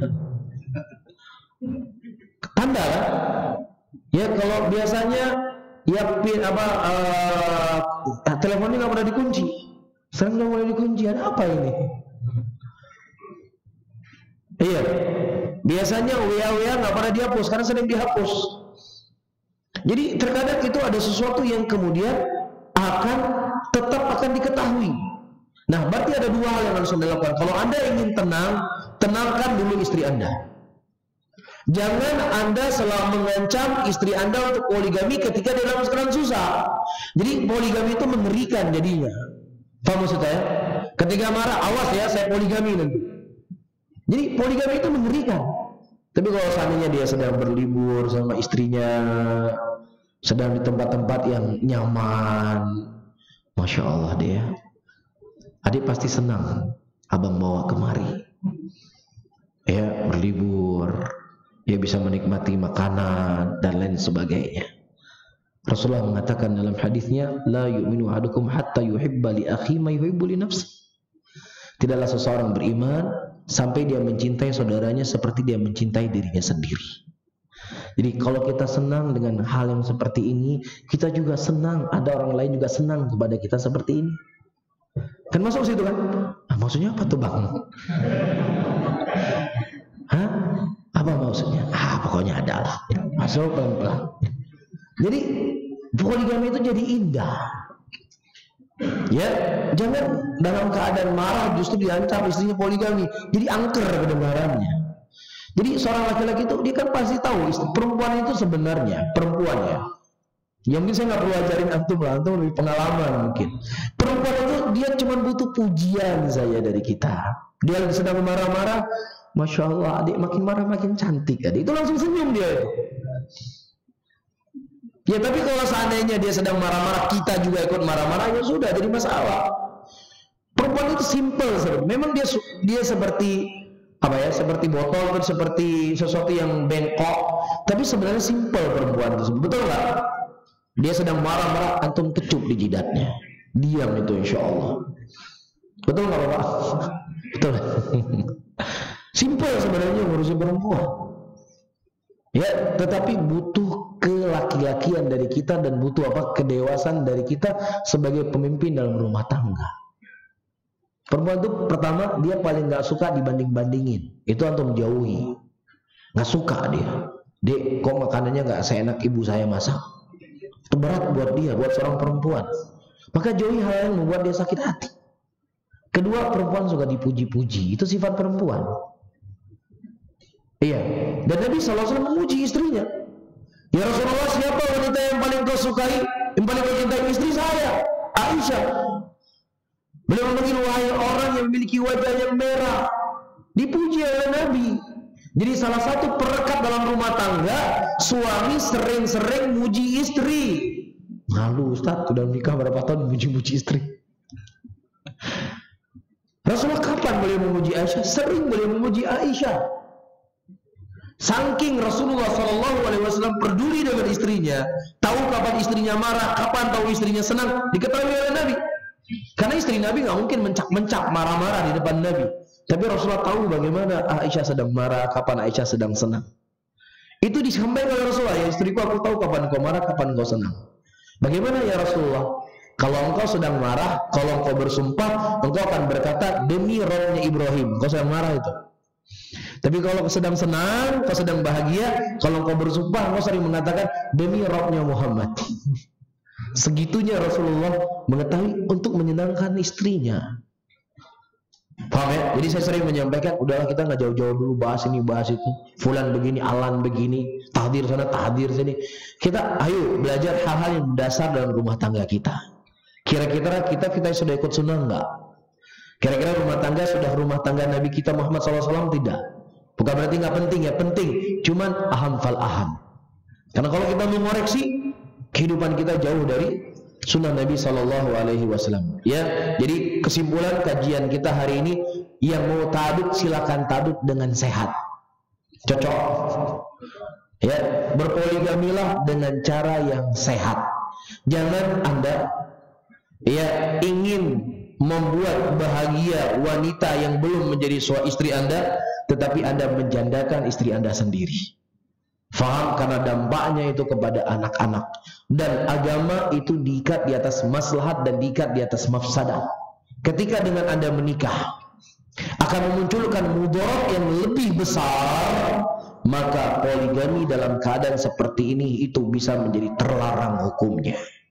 Ketika memunculkan mudarat, apa mudarat? Istrinya minta cerai, anaknya berantakan, nggak ada yang ngurus. Mudarat atau tidak? Mudarat. Maka nikahlah poligami dengan sehat. Dan juga kepada ibu-ibu, inilah hukum Allah, ini merupakan syariat Allah. Kalau misalnya suami anti, kemudian dia menikah tanpa sepengetahuan anti, bersabarlah. Karena sabar tidak ada balasan kecuali surganya Allah Subhanahu wa Ta'ala. Jangan kemudian Anda sikit-sikit minta cerai, sikit-sikit minta cerai. Dunia ini cuma sesaat. Dunia ini adalah kehidupan yang menipu. Dunia ini adalah sesuatu yang akan kita tinggalkan. Apakah kita akan meninggalkan suami kita karena kita meninggal, atau dia akan lebih dahulu meninggalkan kita karena dia meninggal, atau bisa saja dia meninggal menikah dengan wanita yang lain kemudian disanding dengan kita. Itu harus kita pahami. Secinta apapun kita dengan suami, pasti dia akan pergi meninggalkan kita dengan kematiannya. Begitu juga sebaliknya. Maka ketika kita mendengar suami telah poligami, terima dengan pasrah, terima dengan penerimaan dengan lapang, harap pahala di sisi Allah. Sakit, iya sakit, tetapi sakit itu akan ada waktu yang akan berlalu. Karena Rasulullah mengatakan sabar itu hanya dibutuhkan di awal perkara. Disitulah tahan emosinya, tahan emosinya. Bisa difahami para hadirin? Jadi setiap laki-lakinya, perempuannya sama-sama berjalan di atas syariat Allah, insya Allah akan menjadi sebuah hal yang akan memberikan ketenangan.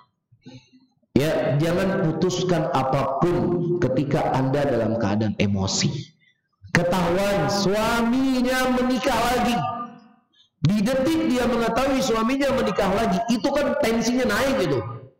Yang tadinya 90 naik 200. Iya, jangan putuskan apapun, jangan putuskan apapun. Anda memutuskan di sini, ini merugikan diri Anda sendiri. Nanti tahan itu dapat pahala.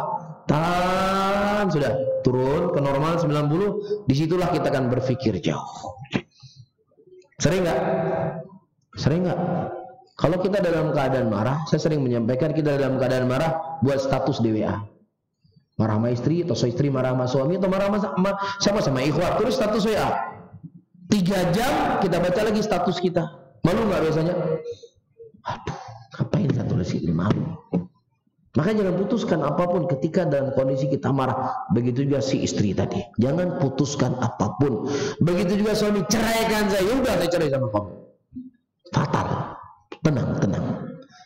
Ya, banyak orang-orang yang mereka di awalnya istrinya tidak setuju, tapi ketika diselesaikan dengan ketenangan, dengan kesejukan, maka insya Allah akan berlalu dengan baik. Faham ya?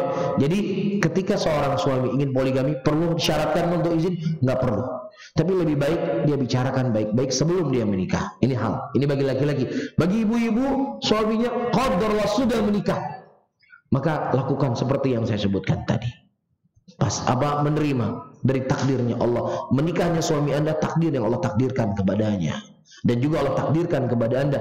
Disinilah kita mengamalkan, beriman kepada takdir baik dan takdir yang jelek. Kan gitu. Ya, dan insya Allah setelahnya Anda akan mendapatkan kebahagiaan. Karena hidup di dunia ini cuma sesaat saja.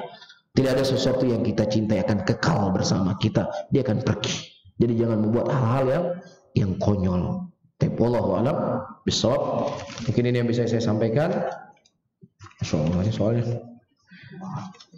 Muhat biasanya soal curhat biasanya. Baik, kajian kita sampai jam 11 ya, insyaallah. Baik, Ustadz, bagaimana bila suami kurang tercukupi syahwatnya padahal sudah maksimal? Kata suami kalau yang satu lagi head bisa ke yang kedua, tapi keuangan masih banyak dibantu istri. Kata suami poligami tidak harus tunggu kaya. Baik, tadi kita sudah menjelaskan. Para hadirin dan hadirat rahimani wa rahimakumullah, dari qudrah. Ya, syarat seseorang itu boleh poligami seperti yang saya sebutkan, tidak perlu saya ulangi, mungkin tadi belum selesai.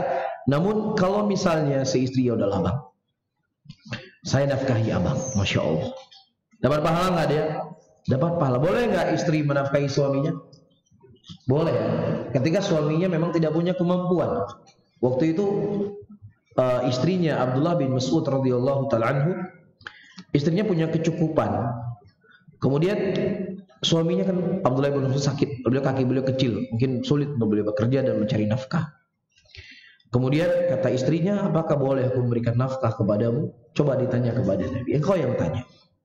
Abdullah bin Mas'ud berkata, enggak, engkau saja yang bertanya. Ditanyalah kepada Rasulullah, apakah boleh saya menafkahi suami saya? Boleh, kata Rasulullah. Ini menunjukkan tidak ada masalah si suami mengambil nafkah dari istrinya, tetapi yang tidak boleh si suami kuat bekerja, punya waktu bekerja, punya kesempatan bekerja, tapi dia justru main game, nggak mau bekerja. Ini zalim namanya. Faham? Ini kita cerita kalau si suami dari kondisinya apa? Kondisinya lemah, sakit, atau mungkin dia lagi sulit bekerja, sulit mendapatkan pekerjaan, di PHK dan semisalnya, maka tidak ada masalah si suami, si istri menafkahi suaminya dalam kondisi seperti ini. Itulah rumah tangga. Itulah akan mewujudkan dari keabadian orang dalam rumah tangga. Abu Darda radhiyallahu ta'ala anhu, beliau ketika menikah mengatakan kepada istrinya, wahai istriku, kalau seandainya aku dalam keadaan marah, kau ridho denganku. Begitu juga ketika engkau marah, aku akan ridho denganmu. Disitulah kita akan bisa bersatu dalam rumah tangga kita. Itu kata Abu Darda kepada istrinya. Maksudnya apa? Apa saja kekurangan yang dimiliki oleh pasangan hidup, kita harus bersabar.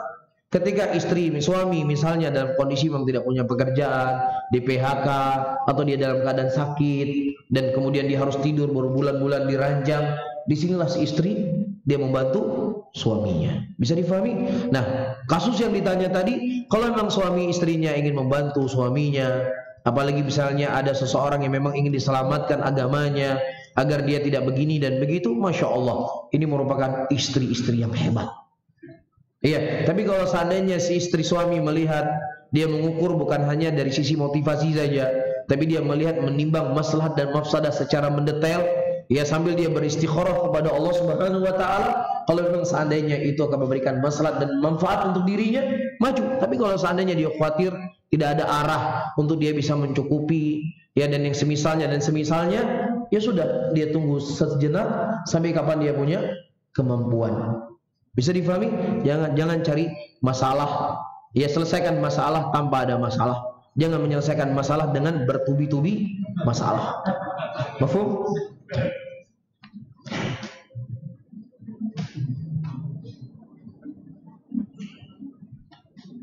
Apa hukumnya laki-laki yang ngajak poligami tapi tentang nafkahnya semampunya, nyarinya bareng-bareng?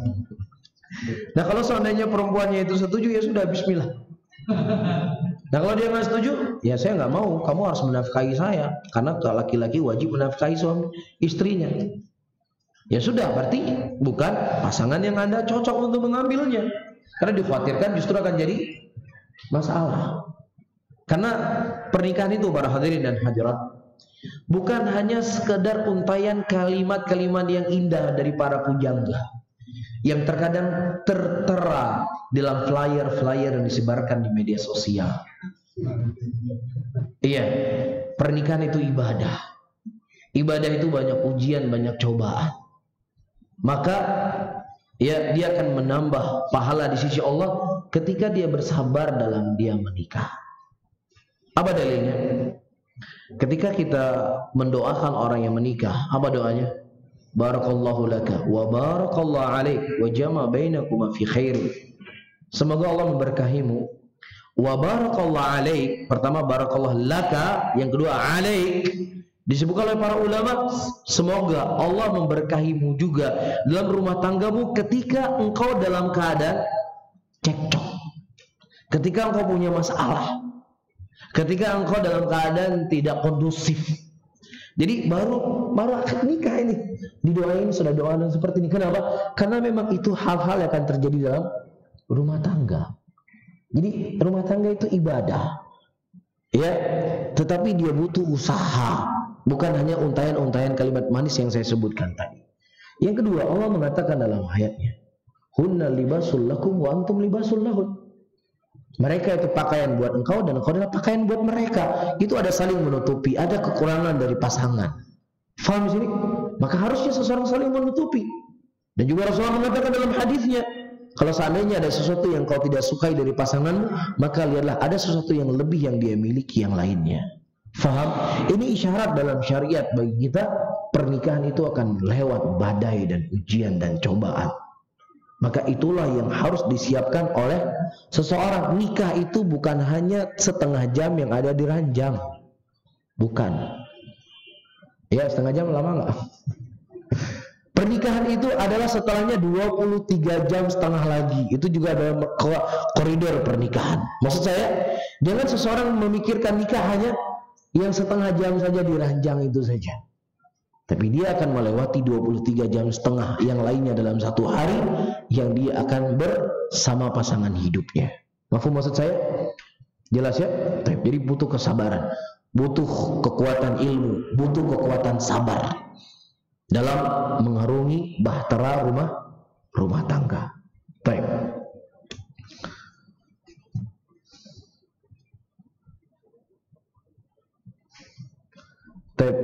Apa penjelasannya mampu dalam berpoligami? Karena ada suami yang merasa mampu sementara si istri menilai suami belum mampu. Mungkin suaminya punya tabungan yang nggak dikasih tahu sama istrinya. Bisa jadi kan? Tapi ya sudah, bismillah.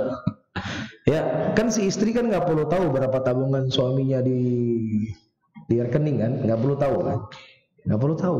Ya mungkin dia pernah menginvest, dia modal di sebuah bisnis sebelum dia menikah atau setelah dia menikah. Yang itu ada tabungan khusus memang dipersediakan untuk poligami. Mana tahu? Baik, al-muhim ayyuhal, saya sudah sebutkan kaidah tadi. Si laki-laki dia melihat dirinya karena ini hukum syar'i. Timbangan syar'i itu harus dia timbang, jangan dia buat main-main agama Allah. Jangan dia buat main-main syariat Allah. Kalau memang dia sudah mampu, ya udah, bismillah. Si perempuan, Anda harus bersabar. Karena memang suami Anda slotnya bukan 1, slotnya 3, 4. Itu sudah ketentuan yang Allah tentukan. Bisa difahami? Jadi ketika si suami dia berusaha menjalankan tugasnya bukan buat main-main, ya dia mengukur, saya sudah punya kemampuan, ya sudah, bismillah. Begitu juga si istri, ketika memang itu jalan yang dipilih oleh suaminya, dukunglah dia. Cuman kadang-kadang perempuan tuh hebat ya. Bang, udahlah abang boleh poligami, tapi biar adik yang cari. Seneng gak antum? Seneng gak? Wah luar biasa. Udah setahun gak dapat. Itu hebatnya perempuan. Oh saya cari. Mana dek? Belum ada yang pas bang. Cantiknya di bawah adik semua. Takutnya abang gak suka nanti. Ya.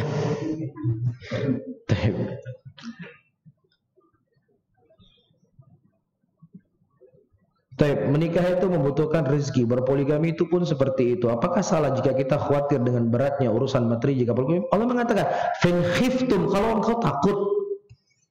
Ya, apakah takut dia tidak bisa adil dalam nafkah? Apakah takut dalam hal yang lainnya? Tidak takut bisa adil dalam membagi-bagi. Allah katakan takut, khawatir. Boleh nggak? Boleh, nggak ada masalah. Baik. Nah, saya jawab ringkas-ringkas saja karena jawabannya sebenarnya sudah kita bahas di materi kita tadi. Nah. Oh, baik. Pertanyaan sebelumnya tadi yang yang tulisannya warna merah. Suami merasa mampu, istri merasa suami tidak mampu. Iya. Tadi kan Ustaz jawab terkait tentang materi. Iya. Misalnya suami punya tabungan. Oh ini. Bagaimana dengan kemampuan yang lain seperti memberikan hak didik anak, hak untuk nafkah pada istri dan hak keluarga yang lain. Baik. Nah, harus hati-hati saya nih. Saudara-saudara kaum muslimin dan muslimat rahimani wa rahimakumullah. Tadi kita sudah menyebutkan 3 syarat. Qudrah al-adl, qudrah maliyah, qudrah badaniyah. Ya, dia memiliki kemampuan badan yang memang dia mampu untuk berhubungan badan dengan istrinya pertama sudah mencukupi, dan juga apa? Dengan istri dia yang baru, apalagi yang muda saya sebutkan tadi. Dia punya mengukur dirinya. Jangan coba dulu lah dek, coba dulu. Jangan coba-coba, karena ketika Anda sudah mengucapkan ijab dan qabul, berarti Anda bukan hanya mengikat dia sebagai seorang wanita, tapi Anda mengikat perjanjian itu dengan Allah Subhanahu wa taala. Itu harus difahami. Allah yang akan meminta pertanggungjawaban kepada kita, bukan hanya sekedar wali. Kalau wali kita blokir udah selesai kan? Alah apa ini mertua saya blokir udah selesai.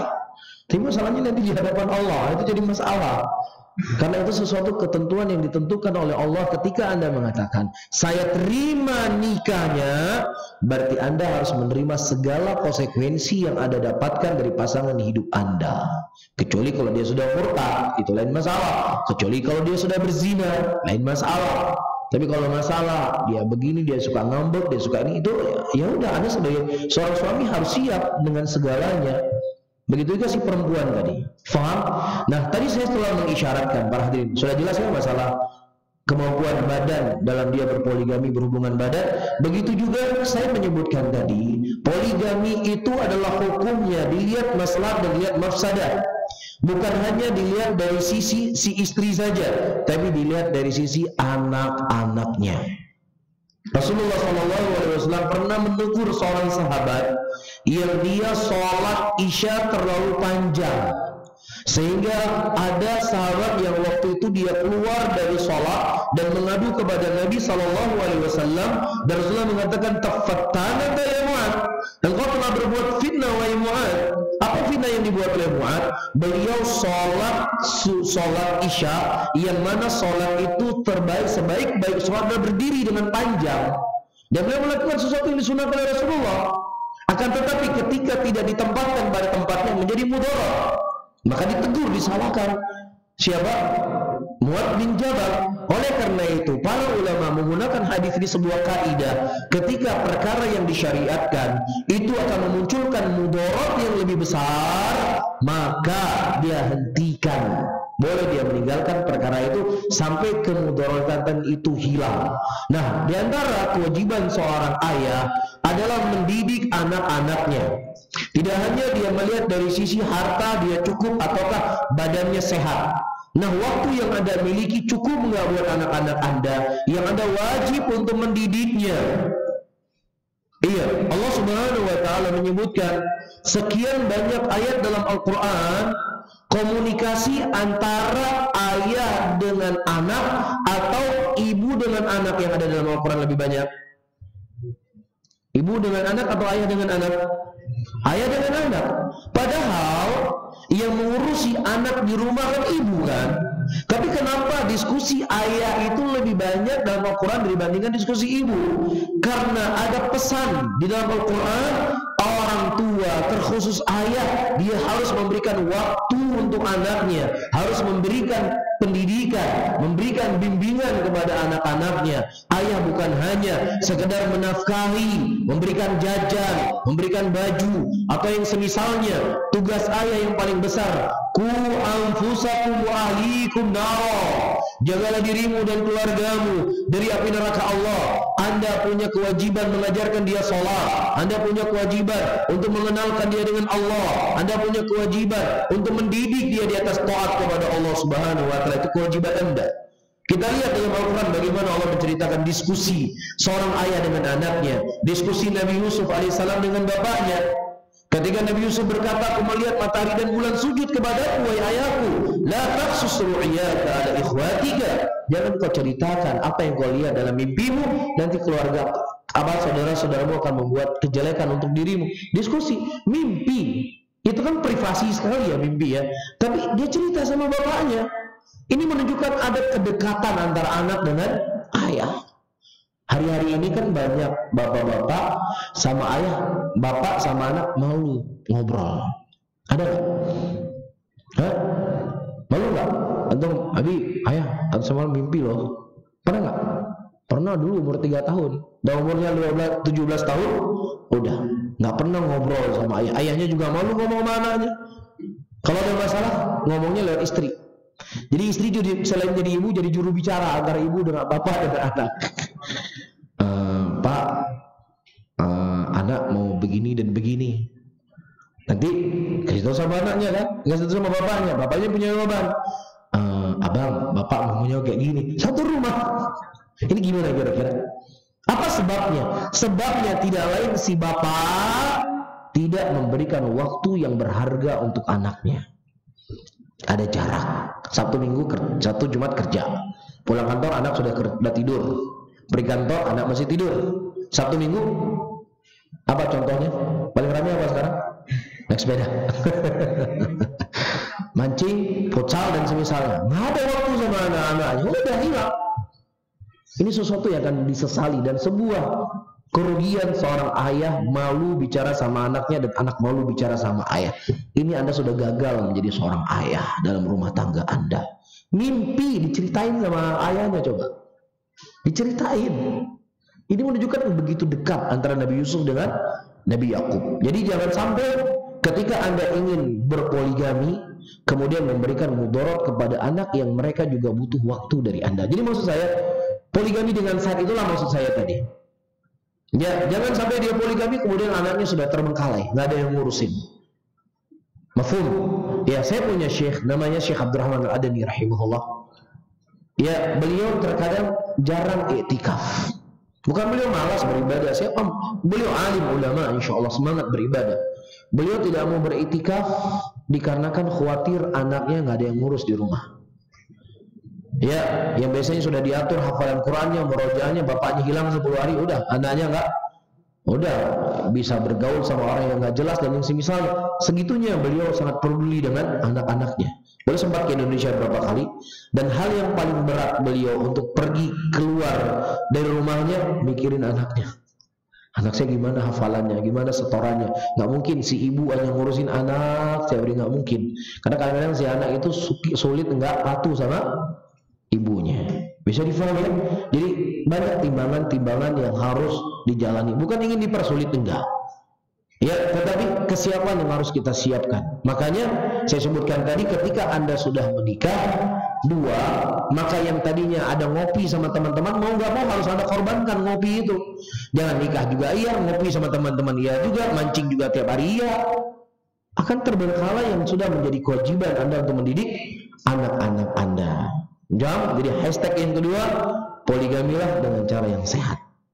Baik, dan sepertinya tidak cukup waktu untuk kita lebih menerangkan dan juga keterbatasan ilmu yang saya miliki, karena panitia selanjutnya sudah menunggu di pintu dan minta pulang. Tapi saya mohon maaf tidak bisa membaca semuanya, keterbatasan ilmu dan waktu. Dia apa yang saya sampaikan hari ini, ya mudah-mudahan bisa bermanfaat untuk saya sendiri, dan saya harap apa yang saya sampaikan hari ini para hadirin hadirat memberikan keberkahan, bukan justru yang tadinya antum tidak ada masalah sama istri, pulang membahas poligami ribut sama istri di rumah. Saya nggak ingin menjadi sebab kejelekan buat orang lain, kita ingin menjadi sebab kebaikan untuk orang lain. Rasulullah mengatakan al-muslimu man salim al-muslimuna min lisanin wa yadihi. Seorang muslim adalah orang yang terjaga lisannya dan tangannya dari muslim yang lainnya. Itu standar kehidupan seorang muslim, tidak ingin membuat kerusakan di tengah-tengah umat Islam. Bisa difahami ya? Mungkin ini pesan saya, tolong sekali jangan sampai gara-gara saya jadi masalah. Subhanallah wa bihamdika asyhadu an la ilaha illa anta astaghfiruka wa atubu ilaik. Wassalamualaikum warahmatullahi wabarakatuh.